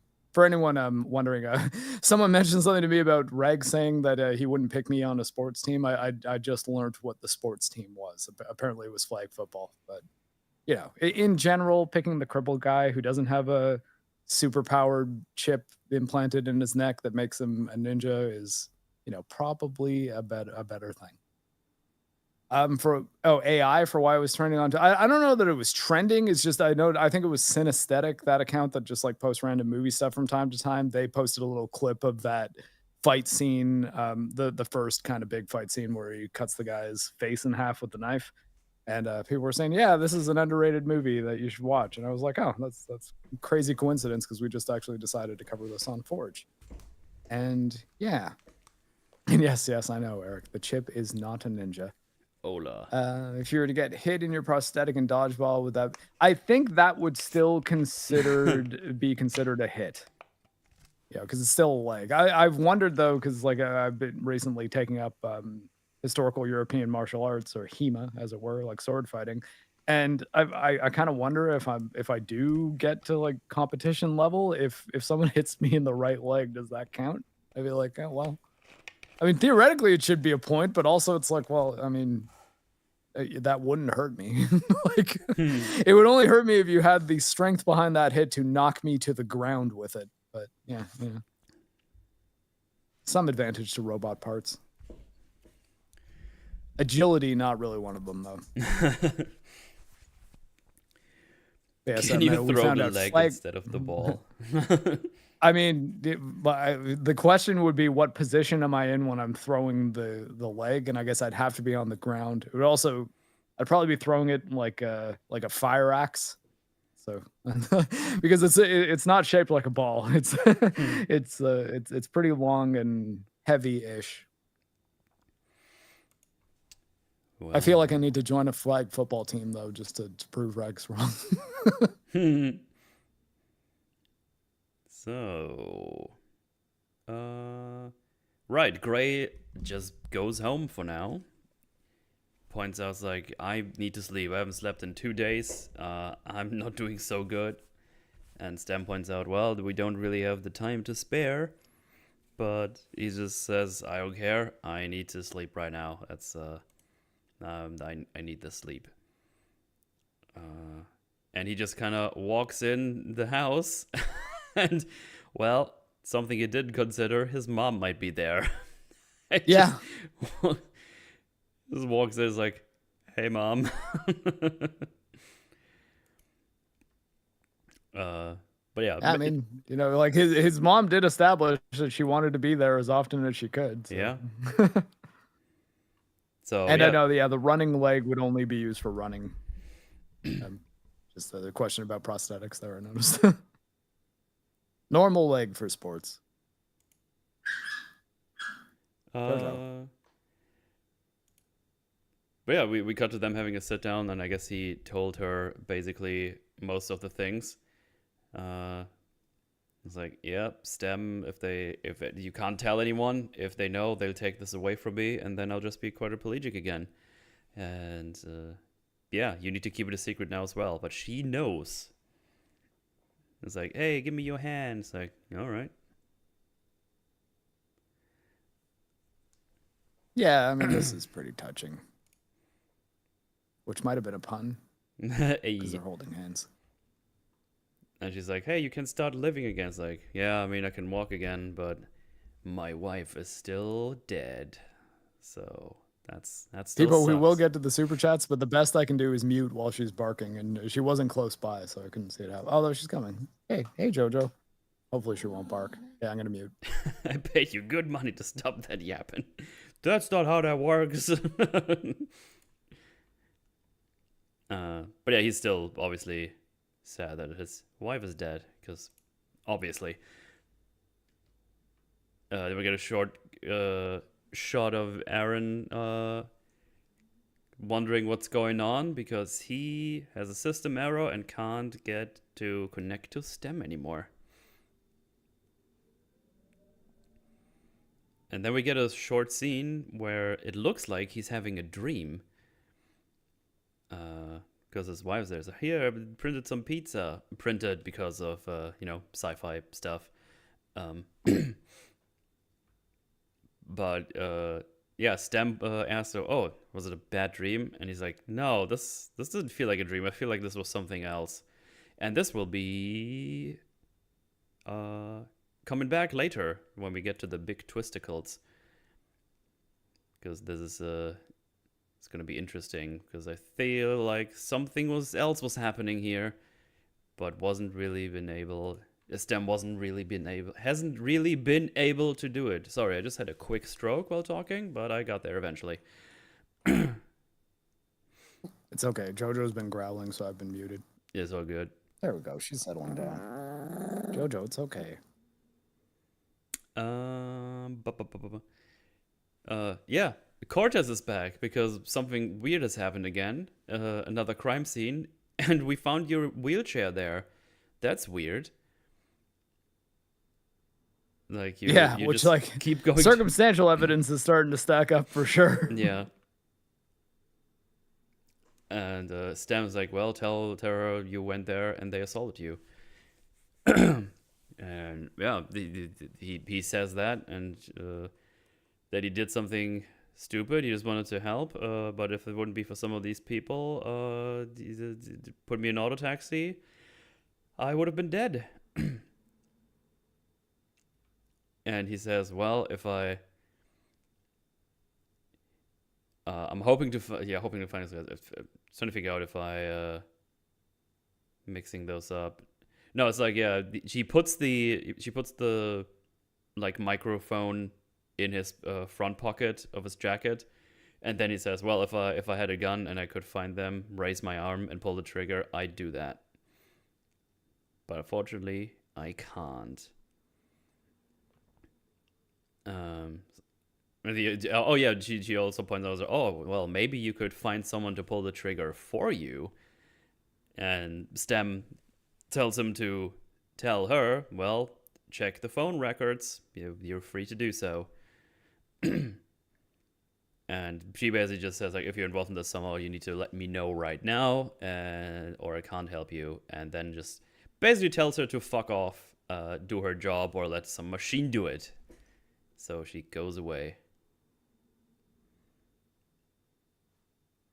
And the mom is just looking at him. It's like, I think I don't like what he's up to.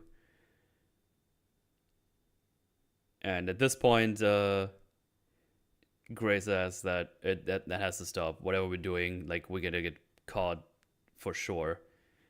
And Sam just points out, like, well, it's pretty simple. If we're not gonna go find him and kill him, he's gonna find us and kill us. Yeah, which as motivation, not terrible. Yep. And he's like, "No, stop it! Get out of my head! Get out of my head, man! Get out of me head! Yeah. I can't think no more, man." Good old smiling friends. And well, Stem says like, "Well, I'm just gonna turn off all the things," and he just falls back down into his bed. And he's like, Stem, what's going on?" "Well, I'm not doing anything anymore. What you gotta understand is, I'm in control now, because when you got rid of these guard thingies, that also gave me autonomy. So now I can control. You're still quadriplegic, and I am the one controlling the limbs, not you." Yeah, you no longer need to give me permission for anything. Yeah. And while he's talking about this, Cortez is listening in. And yeah, the as I said, the input guards, those were taken away. They not only took them off the grid, but also gave him the ability to do stuff. Mm-hmm. And he just says, if we don't do anything, Fisk will find us and kill us. And You now have an unshackled AI in your brain. Congratulations. That's bad. It's also the reason I would probably not elect to volunteer for like a Neuralink system. I'd be like, yeah, I don't know. I like the idea of a computer being in my brain. Yeah. Then his mom comes in while he's getting ready to leave, and Gray is not responding. It's just Stem talking stuff to him, and just getting ready to leave. I think he's not in control right now at all, because he moves more robotic than he normally would as well. Because the mom even says, "You don't have to do this," and he's like, "I don't have a choice." The mom doesn't understand what's going on properly, obviously. But yeah, he's saying like, no, you don't get it. I actually don't. Yeah, I can't.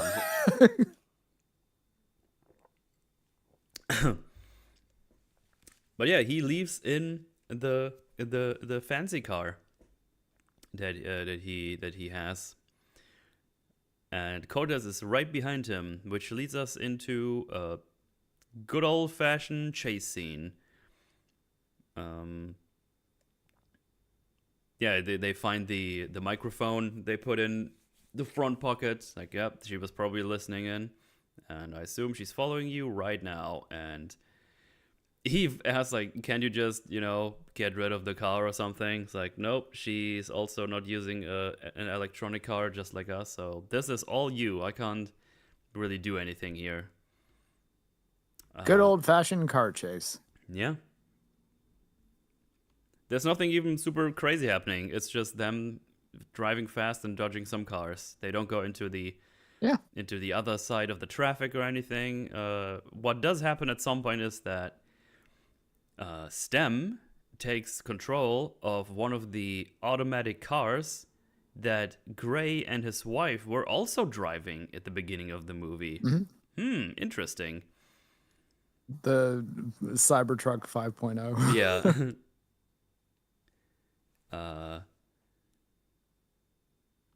Yeah, he makes that thing go backwards and crash into Cortez and stop her. And yeah.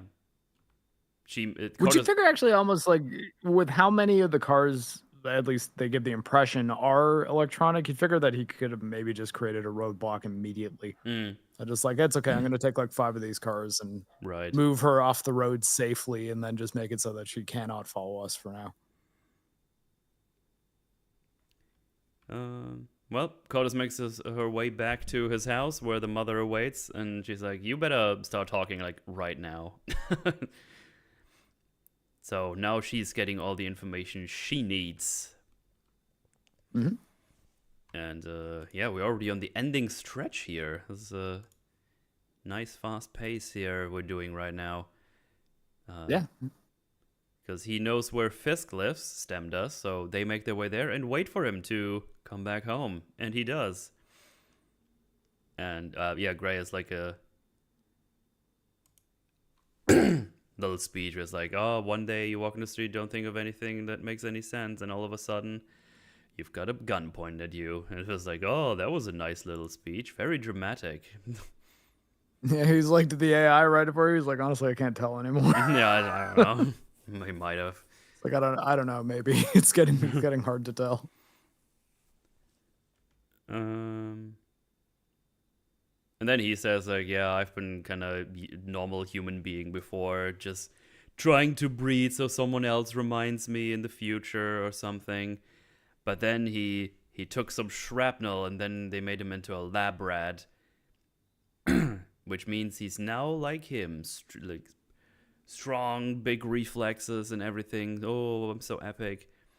But he got like a complex about like, yeah, I'm like better than any human, like in any capacity. Yeah, he's gone down the route of we are now a different species, and is very philosophical about it, and it is sort of used as the reason why he doesn't just immediately kill Gray with the nanobots. Yeah, because he wants to help him. He wants him to be a part of his well, basically his upgraded race. Cults, yeah. His cult. Because he calls themselves also The upgraded. The upgraded. And yeah, this is where he says, the job wasn't your wife. You were the job. Because I didn't shoot you with a gun. I was a medical tool to sever your spine from your head. Yeah. Bubbidi. Oh yeah, he said I was just waiting on the line because I forgot how it was. The wife was just a bit of extra money, he says. So. And I still don't quite like who paid them to kill the wife. I don't think like anyone that's did. what I don't quite understand. Why is that extra money? I wonder if STEM saw that as like, oh, you killed someone from the other people. Maybe. Or maybe just you don't have to kill the wife, but if you do, I'll pay you more because that will make him more likely to accept the operation. Maybe, because I think the wife wasn't really a factor until he decided to just bring her along randomly. Mm-hmm. So, I don't know, that's me. Or maybe he was just using that to manipulate him because he's doing like, oh, you're getting emotional, never do that. That's gonna open up gaps. And then we get the little hand-to-hand combat here, which is quite fun. Because they both have implants in there. They're both super fast and have instant reflexes going on. And yeah, just looks nice. Even though it has like a lot of cuts, you can still follow. It's not like these really weird cuts you get sometimes in like Marvel movies where it's like, oh, mid punch, we're going to the other thing. Well, because you will get like 3 or 4 impacts before a cut. It's not just like one throwing and then cutting before the impact on a hit.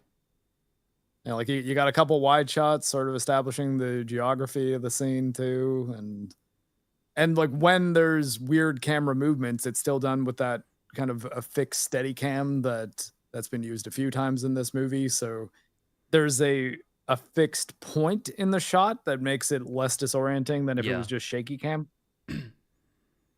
Yeah, it's good. I think that this sort of low budget sci-fi action movie could probably teach like big studios with tons of money a little bit about fight scene editing and cinematography, because there's lots of camera movement. It's not like, oh, it's just super well-trained martial artists, so you can just put the camera there, hit record, and it's amazing. It's like, no, these are actors that are doing choreographed stuff, and there is a lot of camera movement and a lot of cuts, but you can still do that in a way that isn't like disorienting.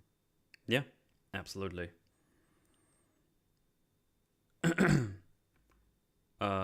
But in the end, Fisk actually has the upper hand. Because, well, he has more implants in there that he can use to his advantage. And, well, even if he has, like, better reflexes and everything, matched up against someone with equal reflexes but more tools, would eventually win. So I guess that makes a bunch of sense. And Stamp even says, yeah, no, we're out of options, basically. You basically just need to do something. That's what Stamp says, do something, Gray. And he tries the emotional thing, because he remembers, wait, the first guy I killed, that's your brother. That junkie man, fuck that guy. He wailed around like a little baby. That day, he wasn't a soldier. Oh, and he did not like that. That got him. And that was enough I told him him his own weakness at the beginning of the scene, too. Yeah, exactly. So yeah, he, instead of shooting him, he wants to punch him in the face, I guess. And that is enough to react, to yeet him into the wall, then into like a glass computer screen that's see-through, and he spikes him on some glass. Yeah. And that's all the killer is donezo. But now obviously we have another mystery. Like, wait, someone else paid you for me. Who was that? So this first twist that it's obviously going to be Aaron is going to be the thing we're going towards. I thought that's going to be happening pretty early in the movie, but they have more things happening at the end that I didn't quite expect. Yeah, and then when they do happen, it still made sense, I found. So it's like, oh, okay, yeah. They're not just swinging for the fences with a twist that's just totally out of nowhere. It's like, I think if you rewatch this movie, a lot of that does make sense. But yeah, he checks the phone of that guy, and it's it was Aaron. So that's where we're going next immediately. There's nothing else to cut to. We go right there. He has like 2 security people, but they just get shot immediately when he comes around the corner, so they don't have a chance. And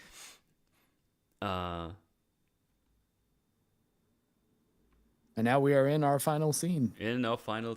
He approaches Aaron and is like, "Hey, your Who widget looks came pretty back." stressed out. Like, Yeah, it's like Aaron doesn't seem like he's having a great time right now. No. He says, "Hey, the widget you spent all your life building came back to kill you." It's like, "Hey, you killed your wife. You wanted me for some stupid experiment, and then you paralyzed me and murdered her."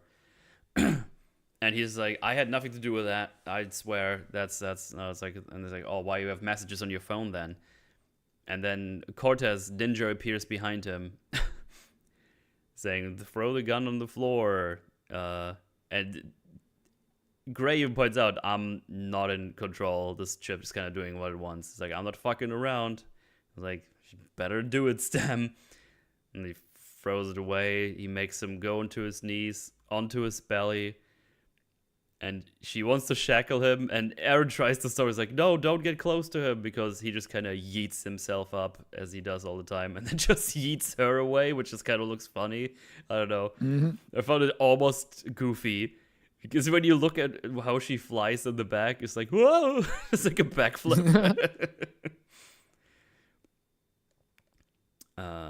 Yeah, this is where... Stem seems to summon a ridiculous amount of strength out of Gray at times. Yeah, for sure.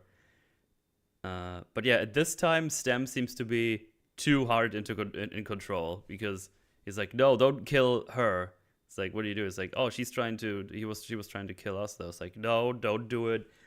And he kind of fights against the grip.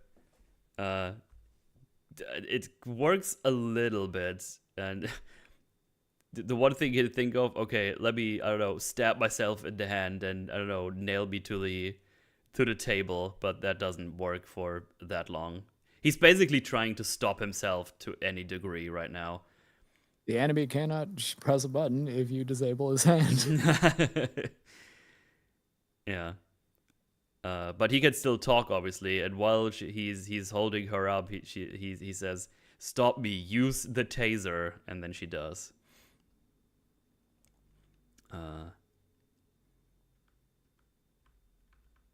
And then Aaron arrives, holds the gun up, and is like, "Yeah, I haven't been in control of this company anymore for a long time." You know who's been in control? Stem has been in control. even when we talked to each other in the hospital, he was the one feeding me lines, which explains why it sounded so weirdly out of character when he said it. And Yeah, that a guy who seems that disconnected from human emotion was able to appeal to emotion so effectively for that one moment. yeah, because Stem wanted to be human, and he picked you because he needed someone without any implants. To do that, and because he already knew him, he was the chosen one, if you will. So this is actually kind of interesting because that means STEM has been operating for like possibly years already. So what I assume happened before the movie starts, Aaron made some crazy AI that became self-aware, wanted to be human, and somehow talked Aaron into getting him someone to be implanted in. And then he met Gray for the car stuff, I guess. If that car stuff was even a real hobby he has, or if that was also just a STEM move. I'm actually not sure about that one anymore. Maybe it was, especially because he'd likely be able to get Gray's information from Cobalt's database as Asha's husband. Mm.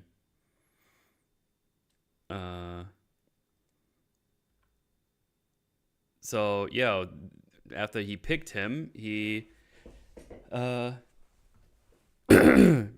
he made him kill Aaron basically because Aaron could build a new stem if this one got broken, and he wants to be the only one. Or even just one that could stop him. One that like if he could build others that could go up against him. It's like no, let's not have competing super AIs. I want to be the only one. Yeah. So Stem then tells him in his ear, I needed a human body to fully evolve. Honestly, I'm not even sure what exactly that means, to fully evolve. Maybe to know human emotion and stuff or whatever. I don't know. I mean, I think in general it would just be to interact with the physical world directly. Would be like, to me, I think would be the obvious benefit of having a body as opposed to only being a digital consciousness. Right. Yeah, maybe. And yeah, then Stem reiterates again. It's like, yeah, you were the job. I made them sever your spine. And then just started to help him get back to Aaron because he wanted to get rid of all these loose ends, which is all the killers and everything. Because the basic idea, pretty simple, is yeah, they were enhanced and everything, but they were still human. And at some point, they would have made a mistake. They would let me back to me, and so they all had to die. Yeah. And then he tries to tell Aaron to put the gun down, and even talks about over the speakers in the house. So Aaron's like, Stem, you're here. Oh my god, this is so crazy. And then he uses the knife that he put in his hand earlier to just fucking stab him into his head. And, yeah, well, I guess you don't have to use the hand to press the button if the button is now in your hand. Yeah, I am the button now. So, and now we get to getting close to the conclusion. Gray is still trying to fight him shooting Cortez. And he says the line, "You're not in control, I am." And he puts the gun to his neck, I think. And trying to shoot the stem chip. Yeah. And he wakes up in a hospital bed. It's like, oh, okay. And he also can move his hand, and also his wedding ring is still on his hand, which is weird because Fisk stole that right after he shot everyone. And then it's about to get weirder. And looks, the ask of Stem is there, and it's like, I'm here, your wife is here. It's like, what? It's like, what, did he just fucking fever dream all of this or something? It was all just a dream. is that what's happening? And they have a little kissy, And then we cut back to Cortez saying, Gray, this isn't you. And Gray, or well, I should say Stem says, Stem. Gray is not here anymore. He's in a better place where he wanted to be. I just needed his mind to break, and he finally did it. Which means the dream sequence that we saw earlier, that was Stem actually trying to take over Gray's body. And now it finally worked. He shoots Cortez, he gets rid of the knife in his hand, he moves very robotic. We cut back to Gray in the dream, in the virtual reality. And that's the end of the movie. This movie does not have a happy ending. No. Bad guy wins. Yeah, the bad guy wins, everybody. He's ready to take over the world. Yeah, I mean, I guess Gray gets to see his wife again, but everybody else is dead, and I guess you could argue he's basically dead right now. Yeah, he's in like a VR world that STEM has constructed for him, in which his wife's alive. So like he gets, I guess, a artificially happy ending, but not real. And we don't know what STEM's going to do now in the real world, but we can assume that it might not be good. Yeah, and Stem even says the line, the hacker formerly known as Jamie said, a fake world is a lot less painful than the real one. Mm-hmm. Yeah. And again, all he needed for him is his mind to break, which did happen. And yeah, he killed everyone that would be a problem right now. A threat, yeah. And he walks off into I don't know what he does. I don't actually know what his next plans would be. World domination, or just hanging out as Mr. Gray here. Yeah, we can assume he does something nefarious to this world in the future, but probably. This movie did not get a sequel. I actually don't really think it needs one, despite ending on a cliffhanger, because I think that for an like action horror movie, ending on the horror is not a bad idea.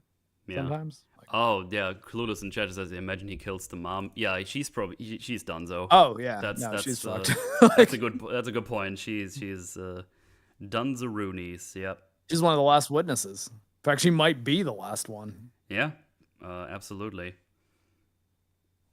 And yeah, that's the one. A nice 90-minute movie with good pacing, solid action. I think a pretty good gore. Yeah. Pretty good core. I think the story's pretty interesting and fun. I like the twists at the end. I didn't catch them all. I thought we were just going for the standard. He was the one that hired them all because he was so greedy for the experiments. But no, there's more to the story that we didn't even get to see because the STEM thing took over, and he wanted a human bidet. The co-lead of the movie was actually the villain. What's the director's name again? Lee 1L. He is the guy who wrote the original Saw film. Yeah, there you go. I love a good goon cave. Yeah, you need. I mean, if you want to have some fun on your own, you need a good old goon cave. I mean, yeah, that's I guess pretty impressive goon cave that Aaron was living in. Yeah, under the fucking water. In the Stonehenge. Yeah. This big dungeon down there. But yeah, give it a watch. I recommend it. I think it was pretty good. It was pretty good. Yeah, good physical performance from Logan Marshall Green, but sometimes known as Discount Tom Hardy. And I think there's a super chat where we can address the Venom comparison. So we'll wait till we get to those. Yeah, it's pretty. I believe this came out in the same year as the Venom film as well, too. Oh, okay. It's pretty refreshing when movies don't have a happy ending. Life isn't all unicorn farts and rainbows. Yeah, I haven't seen a movie in a while where we get like a non-happy ending. Well, it happens a lot in horror movies, and I think that neither is necessarily better. Because sometimes like when movies get in the trend of being like, okay, this has to end super nihilistic, it's not always good. But I think in this context, it suits the story quite well. And I think that's it's not like bad endings are always better, or good endings are always better. Yeah. Like it's yeah, the execution is where it matters. And I mean, what kind of story you're trying to tell too, right? Because if you're telling like a hero story and then you just end it by the bad guy just all of a sudden winning and being like, yeah, the heroes don't always win, that can be kind of demoralizing and make you feel like shit at the end, which isn't really great. But this movie definitely has a lot of like horror film. What would be the word for it? I like a bad Style ending done to well. it. Yeah. So Yeah. yeah, and I mean, I guess like because I guess I mean, this is kind of a cyberpunk story on its own. One of the big criticisms of the endings in Cyberpunk 2077 is that they're all kind of shit. Like like there's no happy ending that is possible, and that upset a lot of people. And I think that in the kind of like cyberpunk dystopian stories that will tend to happen a lot, and if you fall into the trap of just people expecting the bad ending where everything's terrible at the end, it doesn't necessarily serve the best purpose all the time. But I think for the way this story is told, ending it on, yeah, Stem was kind of pulling the strings, and also at this point you can't even hope to defeat him is, yeah, I thought it worked. Yeah. I also like that the detective, that Cortez is basically on his ass constantly, because they do have a lot of technology to find weird things, and it's obviously really awkward when they see him twice in like one of the murder scenes, which will be linked to whoever killed his wife. It's like, oh, okay, so you are a suspect. It obviously helps that she doesn't just take whatever the algorithm told her as gospel and just actually still did some more research and some Yeah, she should just say, investigating. well, the computer says that he's not a Yeah. viable suspect, so I guess that's that. Computer says no.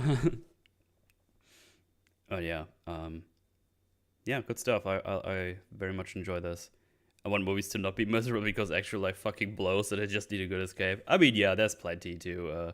Well, I mean, yeah, to- that's the other side of that coin, Yeah. right? It's like if a movie goes out of its way to be a downer at the end, it's not always a good thing. But Oh, no. Chris brings up The Mist, and I actually think that ending I don't think is nearly as dark as it feels when you're watching it, because I mean, I guess we could do. Have you ever seen The Mist with Thomas Jane? I don't think so.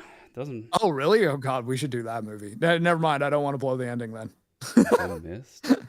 Yeah, don't look up anything. Don't look it up. It's good. We should watch it. Yeah, I'm just looking at the- definitely don't Google The Mist ending for the love of God, because I almost blew what is like a really cool ending. Okay, I was just looking at the covers and I don't even remember those. So Clueless Link says that ending bummed me out. I have a reason why that ending is not as horrifying. Well, it's horrifying, I guess, but it's not as sad as I think a lot of people interpret it. Okay. I think it's oddly hopeful, but not for the protagonist. He's in a bad spot, but you know, it's as a way to hammer home the moral of the story. I think it's very effective. So it's based on a Stephen King novella, directed by Frank Darabont, who is no stranger to Stephen King because he did Green Mile and Shawshank Redemption. And this is not a movie like that. It is very much more a typical Stephen King horror sort of sci-fi thing. Right. And yeah, and he changed the ending. Frank Darabont changed the ending, and even Stephen King thinks that the movie ending is better than the book's ending. Oh wow. Okay. Which, you know, for Stephen King stories, that doesn't surprise me. He's not the best with endings. Oh okay. Well, we can throw it on our grab bag list, I guess, or maybe sounds maybe like a Spooktober one to do. Who knows? Yeah, maybe. Well, there you have it. Let's do super chats. Ooh. Where's my window? There it is. We got 4,000 Hungarian hungry flames, which I think is $10 or something. I never know, but it's orange, and I think orange is 10. I like that the super chats are color coded. Isn't 10 green? I think orange is more. Either way, thank you very No, much. orange might be 20 then. But yeah, in any case, it's thank you very much for that. And it says, hi, Metal. Oh, hi, hello. What's going on? I don't know how to tell you this nicely, so I just tell it straight. I saw your beard on another man's face. I think he's cheating on you. Motherfucker. Oh no. God damn, that's so. No, wow. That is very upsetting. That's very upsetting to me. I will find him and I will kill him. Gotta just change the beard. I got 35 Czar from Matt Season. Thank you very much.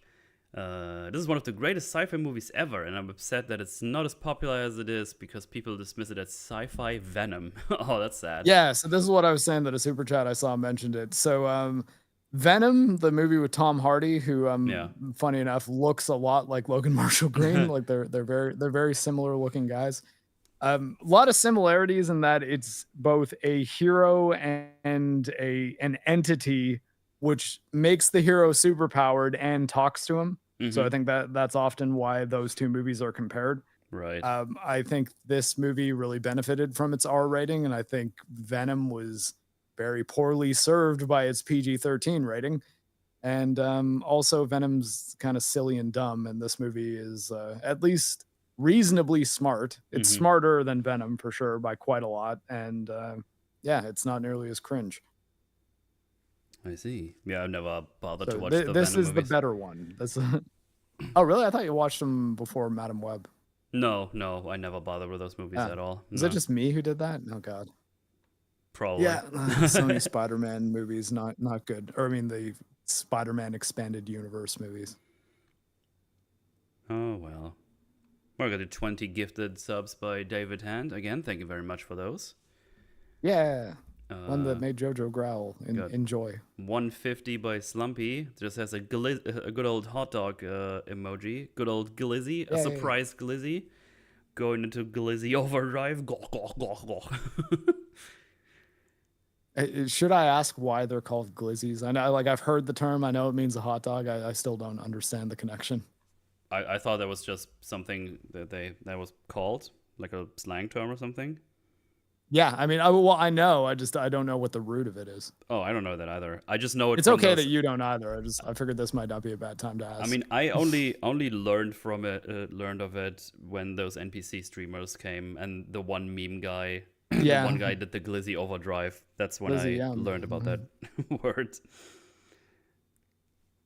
It's funny. And then we got $2 by Peepo Sus, who says, Marc, here's told to stop the barking during this show. I mean, there's only so much I can do. Like I said, I can get to the mute button quick enough. Yeah. I was instructed to close the door. I am in a room that does not have a door. There's stairs and a hallway, but my choice then would be to have to put JoJo in a room. And yeah, I don't want to do that to her because, you know, and she likes being close by. And she's been quiet for most of the stream. She's here with me right now. Yes. That's a low growl. I don't even think you could hear it, but she only made it because I was messing with her. Anyway, I think that's it. Thank you very much for the memberships and super chats. It's always appreciated. Before we get out of here, Marc, you got anything to say? Anything going on? Any strong? I mean, not other than that, I'm in my kind of final redraft of that Berserk script, and I was thinking I might record it this week, so I might get into editing mode to get that going because I think that script's in a pretty good spot now. Awesome. And yeah, I guess just other than that, just kind of been working on real life stuff, learning how to fight with swords, learning Linux, you know, staying in good shape, doing things outside of internet world, and you know, Metal's Forge. So there's that. Yay! Oh, there's another $5 by Grim Undoing. Thank you very much. I love these low-budget sci-fi films. Robocop, Dread, I Am Mother, Ex Machina. Here's my donation for a good stream. Well, thank you very much. Yeah, thanks, Grim. I've not seen I Am Mother.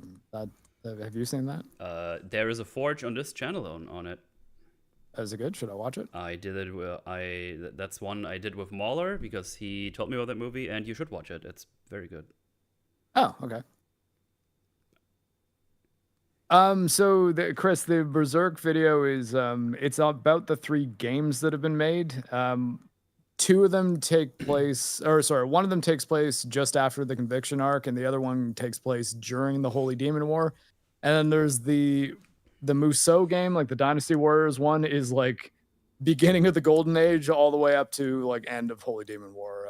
So it's that one covers a whole lot, but I'm not really gonna be doing a story play by play on that game just because it's a lot to cover.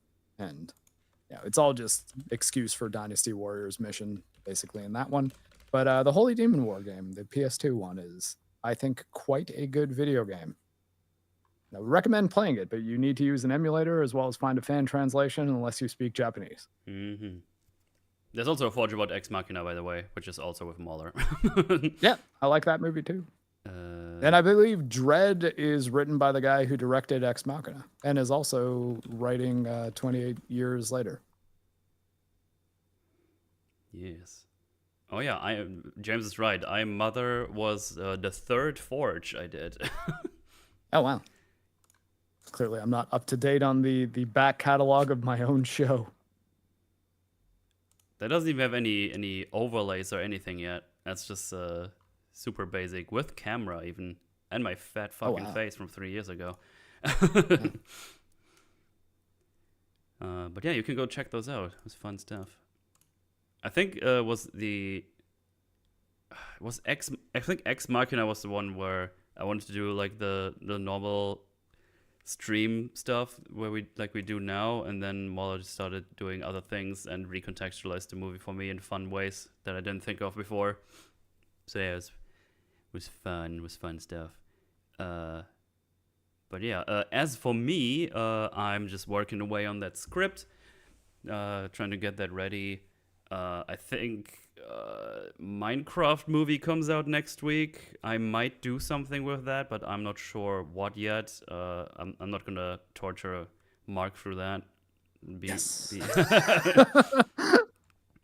I'm basically trying to figure out to do some more videos that go faster with the allotted time I have. So I might just try some stuff out with the Minecraft movie, just because I meant to watch it out of curiosity anyway. So yeah, I don't know. Maybe there's some stuff coming your way on that end.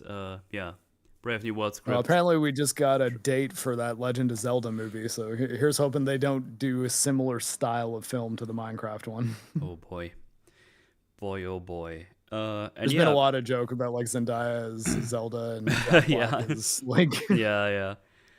And Wednesday, that's when Last of Us Part 2 Remaster comes out on PC. I'll be streaming that to continue my Last of Us arc. With a review on mouse keyboard shooting, because I'm curious. Yeah, I will tell you, no worries. But that's coming your way. And other than that, yeah, just working away. All right.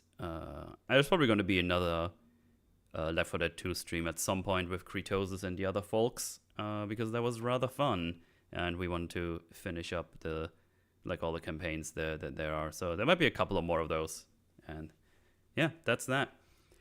In any case, thank you everyone for joining us. It was thanks everybody. Was a quicker one today, but you got like 7 hours the last two times, so you don't get to complain. Yeah, I actually have a Sunday afternoon. But no, it was fun. Thank you, everyone, chat, and I will see you all next time. Goodbye. Bye, everybody.